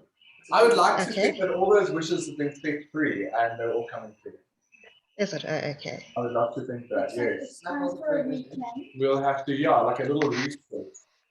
But always remember your tree that you choose for this is going to love it. I can promise you it'll be the biggest, brightest, most beautiful tree in your garden. It's going to love it. And remember to regularly thank your tree and give it offerings. But your tree's going to love this journey. Okay. Oh, I'm excited. The trees love if you drink wine and you sort of want to recycle the bottles, and I normally put water in it and then I go and pour it on the trees or the plants. They love wine. I love wine. You've got a very happy garden over there. Oh, we do. Trees like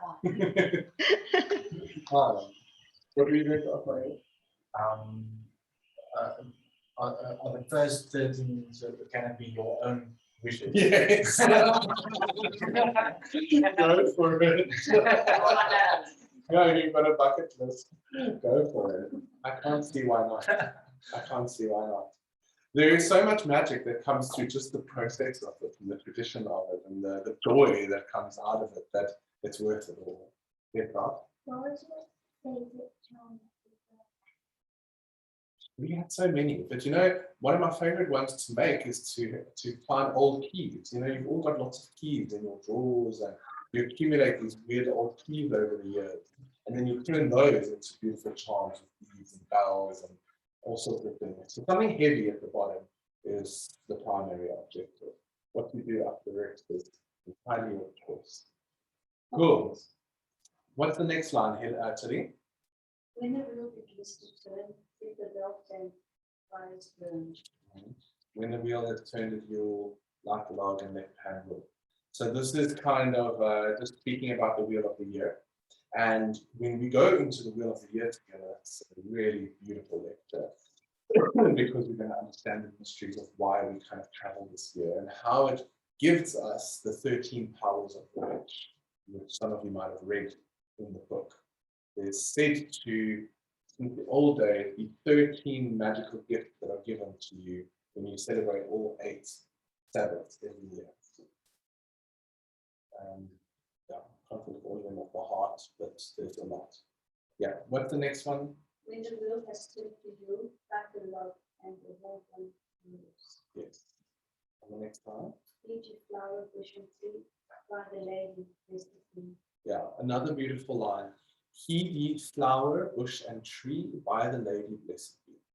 So every time you pick a flower, every time you cut a branch, every time you harvest some fruit or cut something for medicine, always bless the plant to thank it.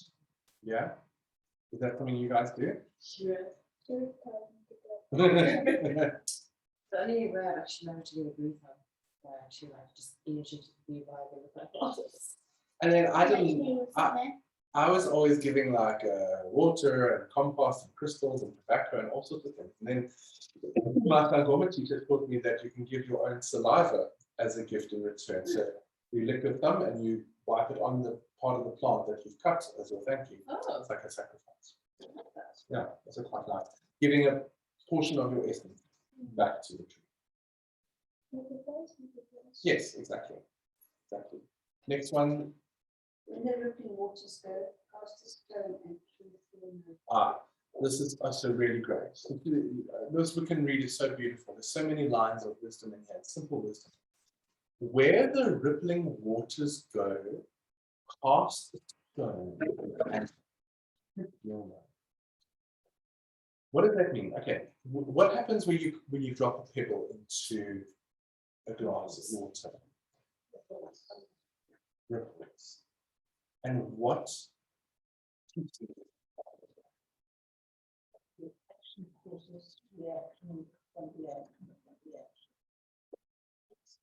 Whatever you put out there, it has a look. It's a very important thing for every human being to know, not just a witch. Every single word that we say, every action that we take, everything, our very existence is causing a constant outward ripple in all directions. Now, science and physics has proved that once vibration begins, whether it's through sound or light, it never stops. It continues. It continues, and they don't know where it stops. If it stops. That knocking together of the atoms continues on and on and on. So every magic that we do, every word that we say, every intention, every action ripples out. And if you watch it in a pond, it also hits the edges and comes back to the point of origin. So where the rippling waters go, cast a stone and truth will know. It's a really beautiful one. That's all there. They're lovely. What's the next one's got? When you have a true need, hearken not to others' need. Yeah. Whenever you have a need, hearken not to others' need. What do you guys think that means?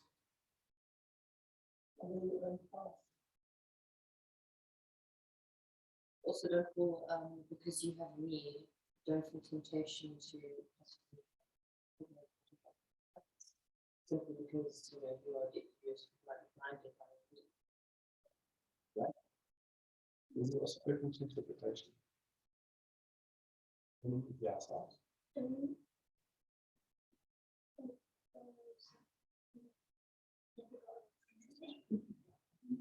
whenever you have need, hearken not to others' need. Yeah, maybe also don't fall prey to greed and to other people's ability to help. When you put yourself, if you have a friend, maybe So this is your opportunity. And the first place, we need something else. Okay, good, beautiful. You guys can think about that one. Lily, next one. When a fullness is in faith, let you be counted as his friend. Yeah. With a fool, no season spend, nor be counted as his friend. What does that mean?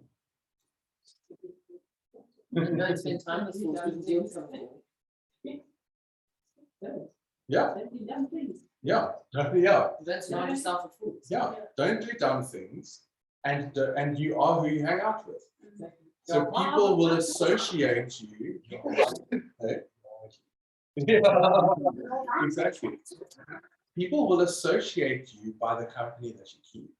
So this works on so many beautiful and pragmatic levels. You know, all of the stuff in the Wiccan Rede doesn't have to be like completely metaphysical. It's very practical advice. With a fool, no season spent, and carefully they're encountered as their friend. Okay, nice one. Next. Very neat and very hot, bright cheeks and warm the heart. I used to end all of my emails and letters with that's one of my favorite lines as well. Merry meet and merry part, bright the cheek and warm the heart. So it's an old saying, old witchy saying, merry meet. When we see each other, we say merry meet. In other words, I'm greeting you in happiness. I'm greeting you in joy.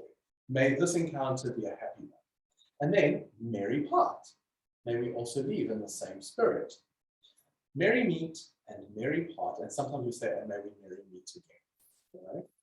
But what this line is saying is every encounter that we have, may we always leave people with a little bit of a smile on their face and a bit of rosiness. Every encounter, may we meet them with joy, and may we leave and there be so much joy left in that person, and may their cheek be bright and their heart be warm with our interactions. That's a true witch's magic. Why would you hold more you should, 2 times bad and 2 times good? Yeah, it's a simple law, and a lot of people don't like it. But if you sow seeds, you reap the crop. Karma is not about punishment and reward. Okay, it's not God punishing us. It's not God rewarding us.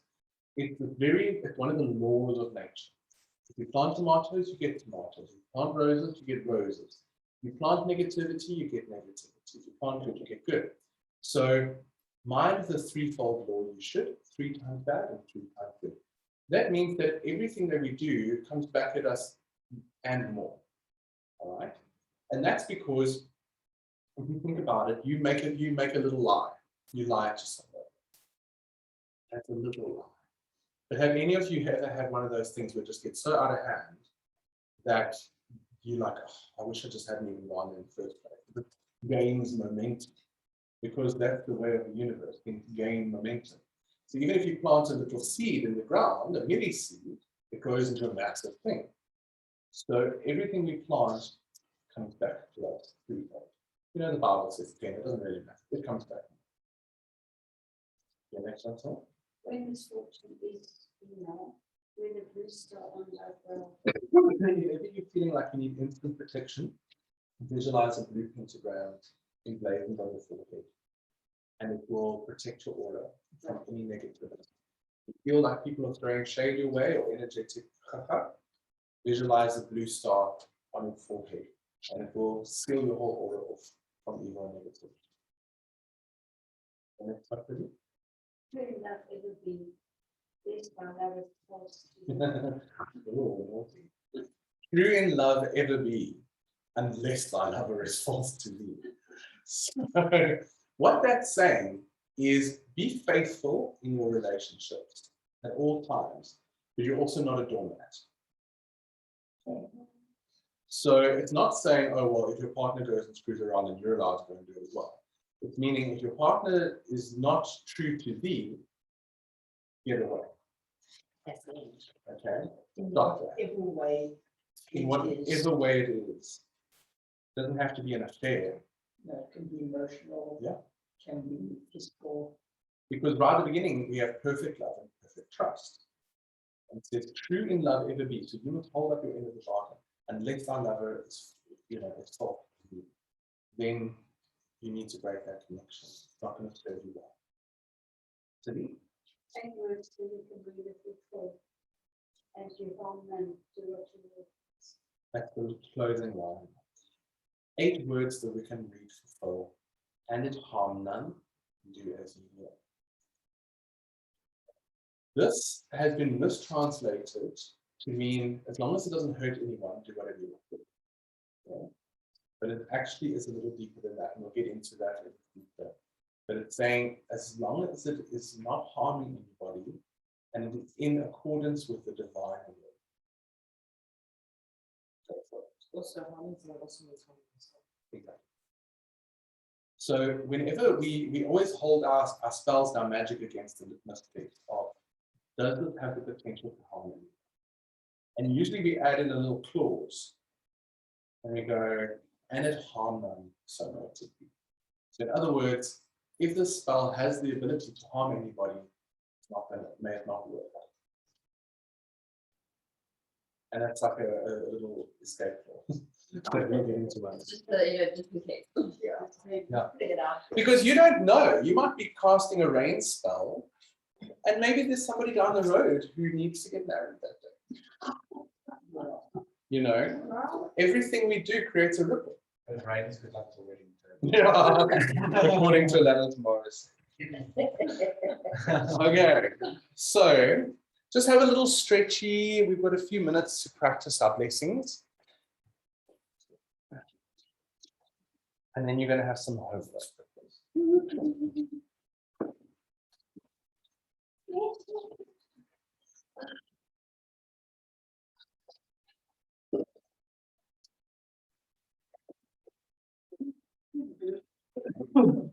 All right.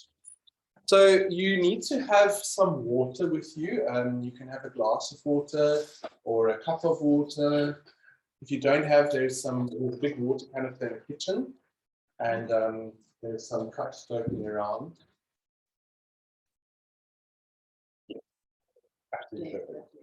Very good. Yes. It can be a cup, it can even be in a bottle. Yes, bottle's fine. And if you have a candle, you can do this with your candle as well.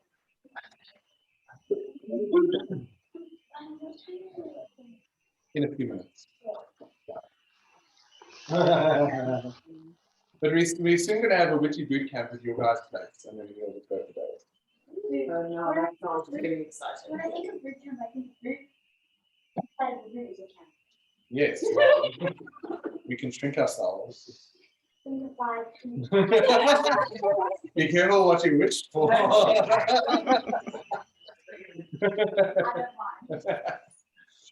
All right, so we're going to do 2 things. We're going to bless the water, and we're also going to imbue a candle with an intention. So this is to get us started on developing some magical skills. Because as this year progresses, we move more away from the theory and we go more into the practical. But we're going to start somewhere. All right, so we're going to start with water. And this is actually going to be a little bit of a homework for you guys who want to do it.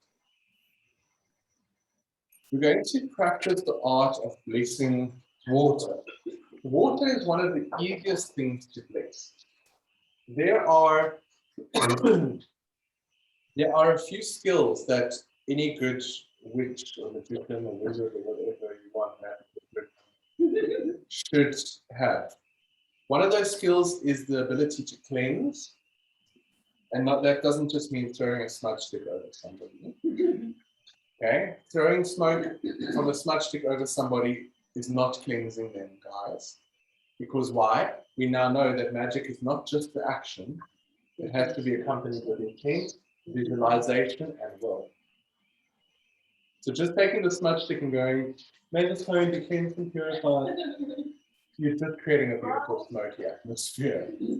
But the physical tool plus the visualization plus the intention plus the desire and the will, now we're cooking. All right? Water is one of, so cleansing is one of the skills that we have to learn and train. The other skill is called consecration, which is a little bit different to blessing. We'll get there one day. The other one is to empower. That means to actually program something for a desired outcome, like programming an amulet or programming a talisman to have an effect on your home or on your person, whether it's protection or love or whatever it is. So that's to empower. And the other one is to bless. So what does it actually, we know what the word bless comes from, but what does it mean to bless? Ideas. In the God energy out. Well, imbuing it with, you know, energy that you'd like to maybe impart, so that whoever, you know, really uses it, like to experience, you know, that feeling or that experience, you know,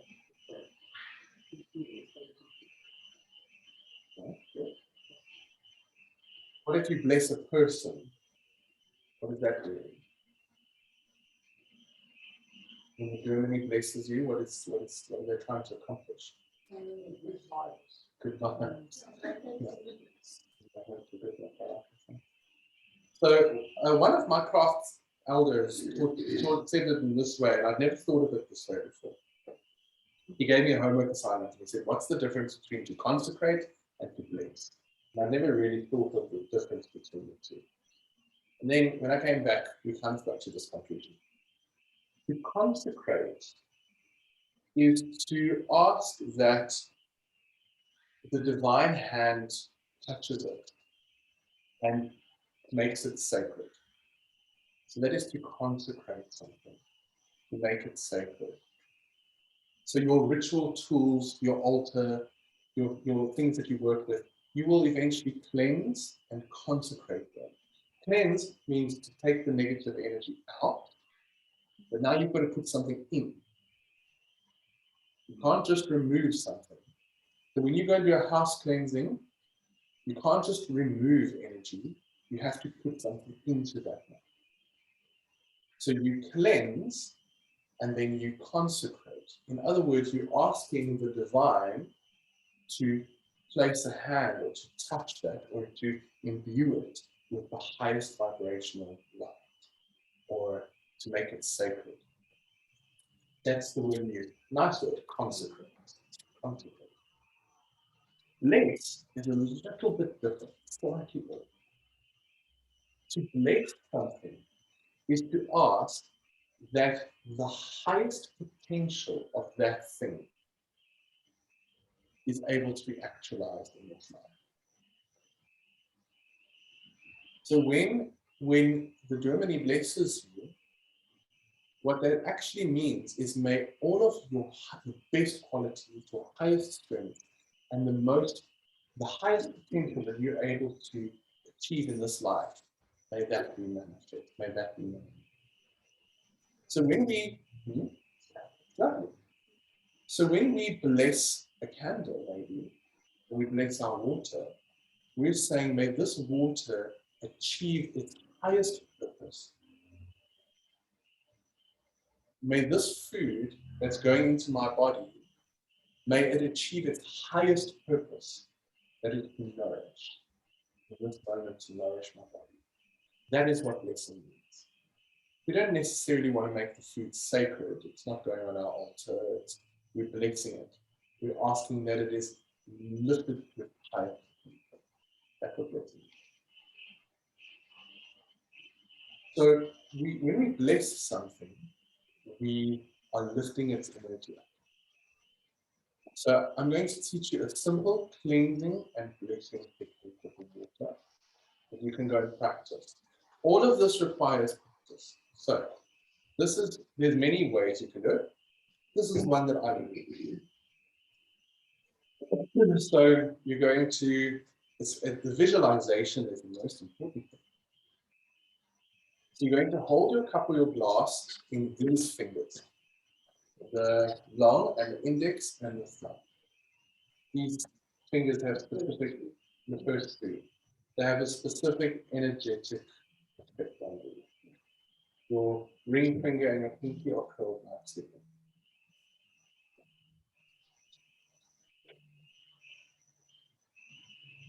Now, this is going to be done in a few breaths. So the visualization and the intention is really what makes it work.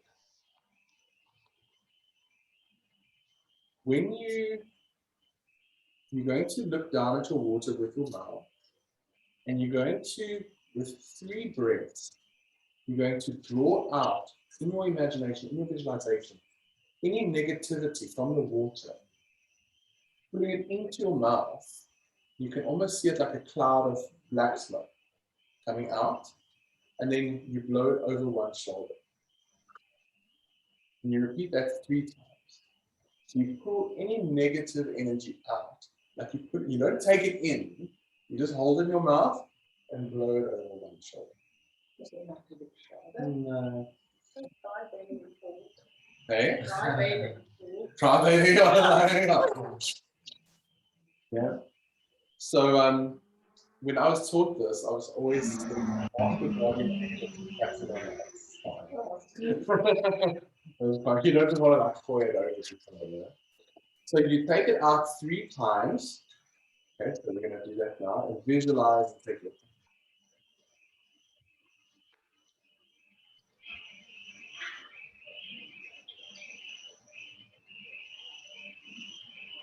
Off the body and angel to capture it.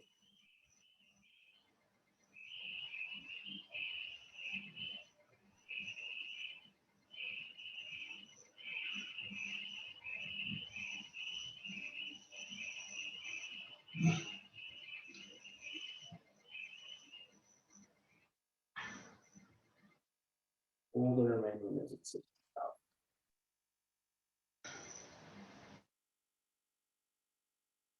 Now you turn over the opposite shoulder and you breathe in a white light. And you blow it onto and into the water. You repeat it 3 times.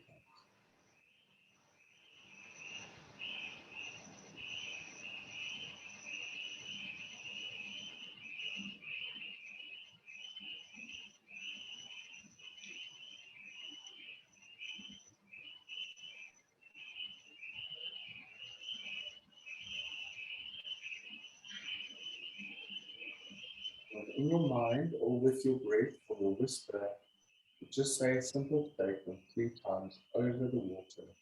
I bless this water.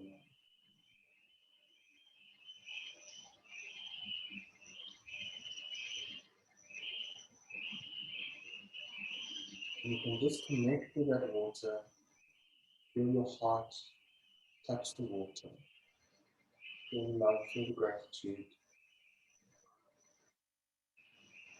And when you're ready, quietly drink the water and drink the blessing into your body, taking all that life in and absorbing it into the cell.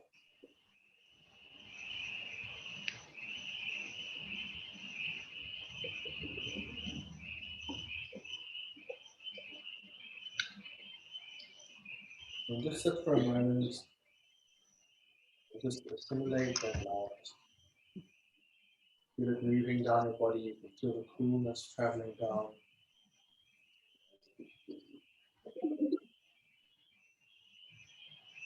And just let your body be open to receiving the blessing.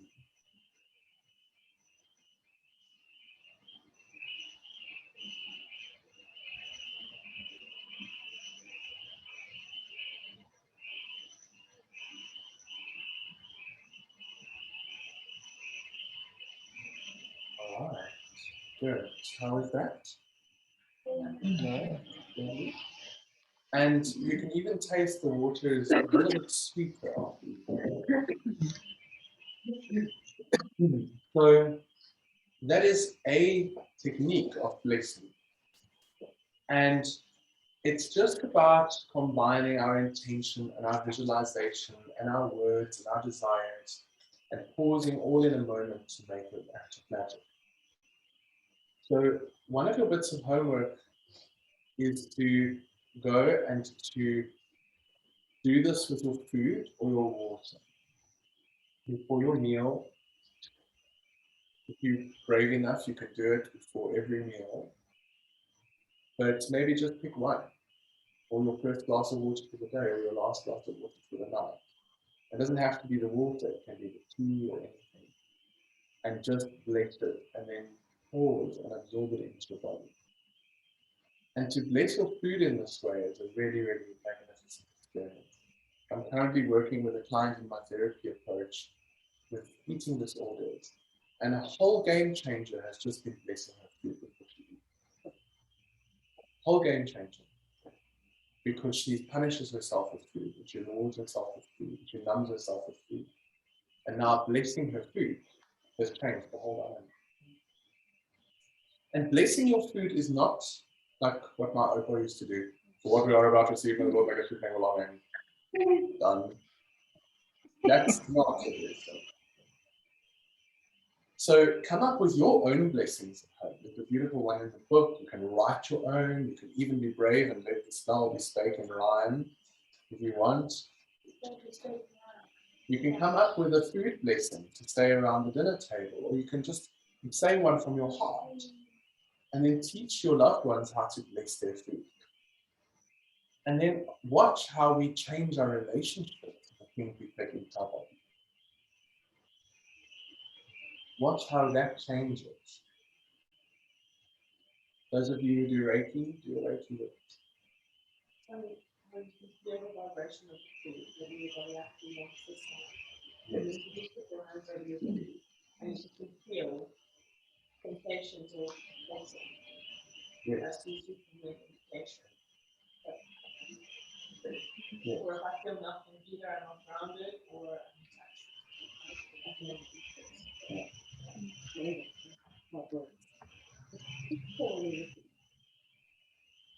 Okay, and before we go, we're going to just do a little empowerment of our candle, because this candle is going to be used as a daily devotion practice for you. We're starting with connecting to our magical work. So we're adding in one more layer to this now. We're going to cleanse it, we're going to bless it, and then we're going to empower it. That means we're going to imbue it with an intention, a program. So think of something that you want to manifest in your life. Make it an easy one to start with, unless you're feeling frisky. Unless you want something nice and big and you feel like you're ready to go there. But it's always good when we start with magical practices to start with something small that you feel is achievable, rather than shooting big because a part of you is going, oh, I wonder if that's going to happen, and already you're so negative. So make it feel like it's frisky and something that you can just get, but something that you also know is going to be as a result of that. Okay. So think about what you want to. I don't know.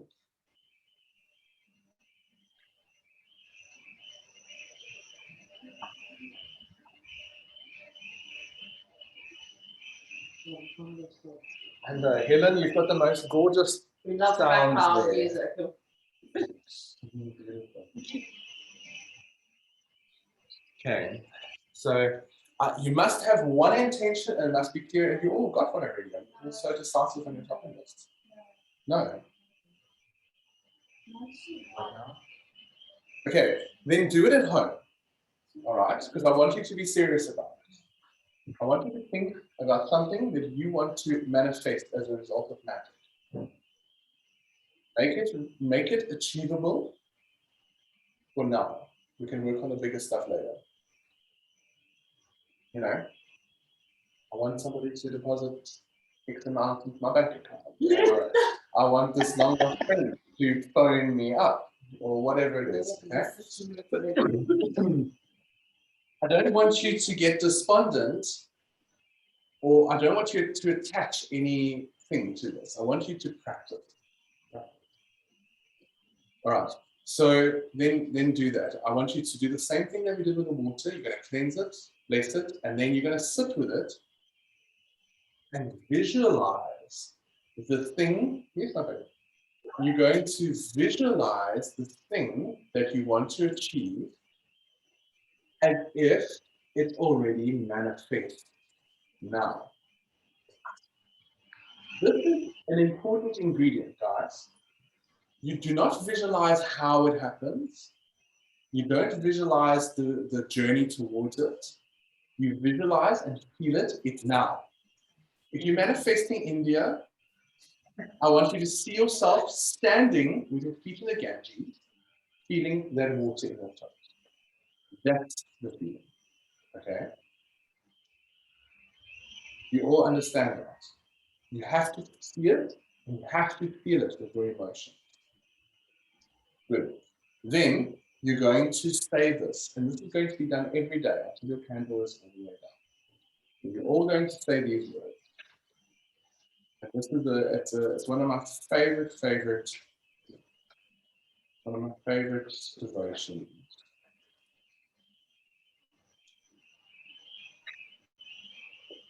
Okay, and then what I suggest is that you actually just write this on a sticker and you put it above your altar where your candle is, or you keep it on a piece of paper on your altar. You can read it every day.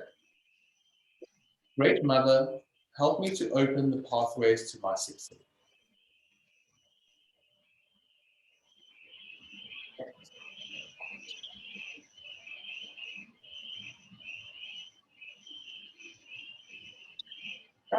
You're going to get one of me just now, Thomas. Great Mother, help me to open the pathways to my success. Great Father,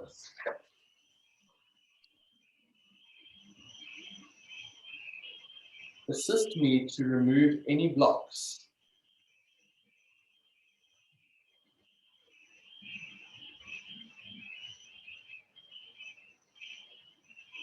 Great Father, assist me to remove any blocks that stand between myself and my goals.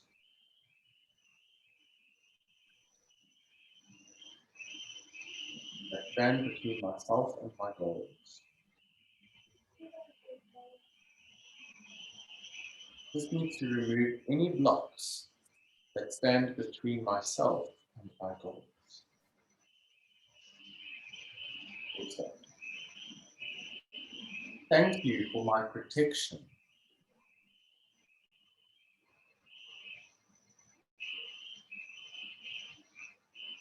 and the gift of focus.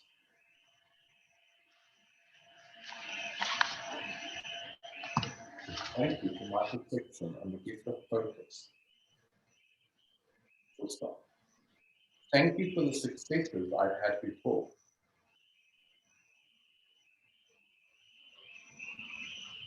Thank you for the successes I've had before and the successes that I know I am going to achieve.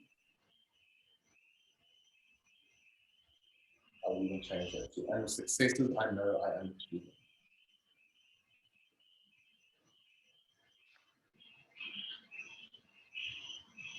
Thank you both for my success.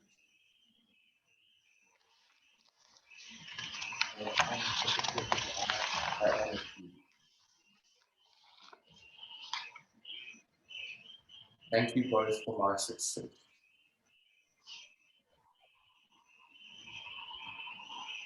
With harm to none, so no to fear.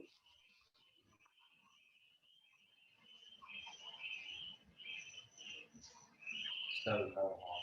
With harm to none, so no to fear.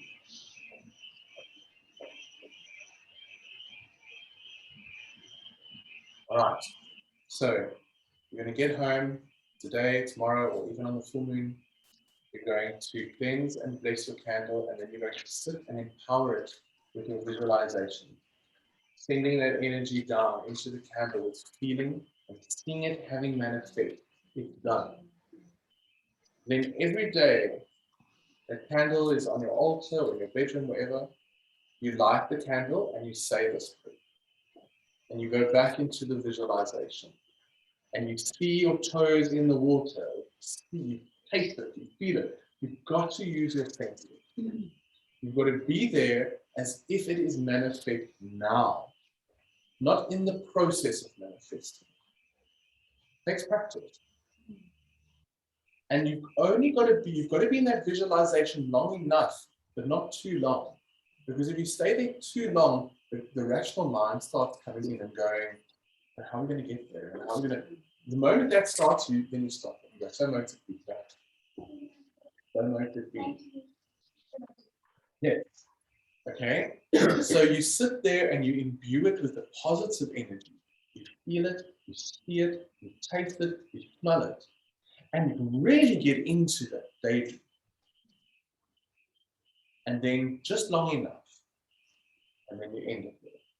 You put the candle out and you repeat every day until the candle's gone. Remember, we never blow the candle out. We always snuff it out or clap it out.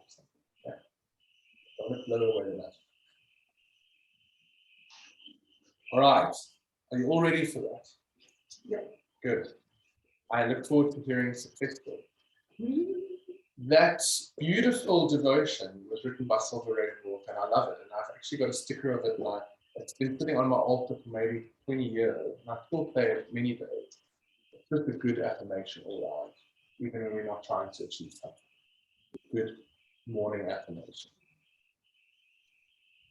Thank you, everybody, for being present here tonight. How are you all feeling? Good? Good. So I will post your next reading assignment on the group, on the WhatsApp group. And we still have a few things to discuss at our next session, Charge of the Goddess and the other things. So yes, go forth and enchant. I am running a retreat on next Friday to the Sunday after. So that week, I'm not going to be here. So we need to make a plan. All right, but I'll chat with you guys in the group and we can figure out how we're going to go with that. Okay, love you all. Thank you, Ryan. Helen, love you, and And- love to Chris. Oh, well, and please, when you do a boot camp, I would like to fly down and come and join you, eh? Oh, Helen's going to fly down for boot camp. Yay. that'll be Yeah, amazing. definitely. Yay. Definitely have to. You've got to see Jules's place. It's exquisite. Bye, Helen. Love you. Bye-bye. Same, yeah. Bye.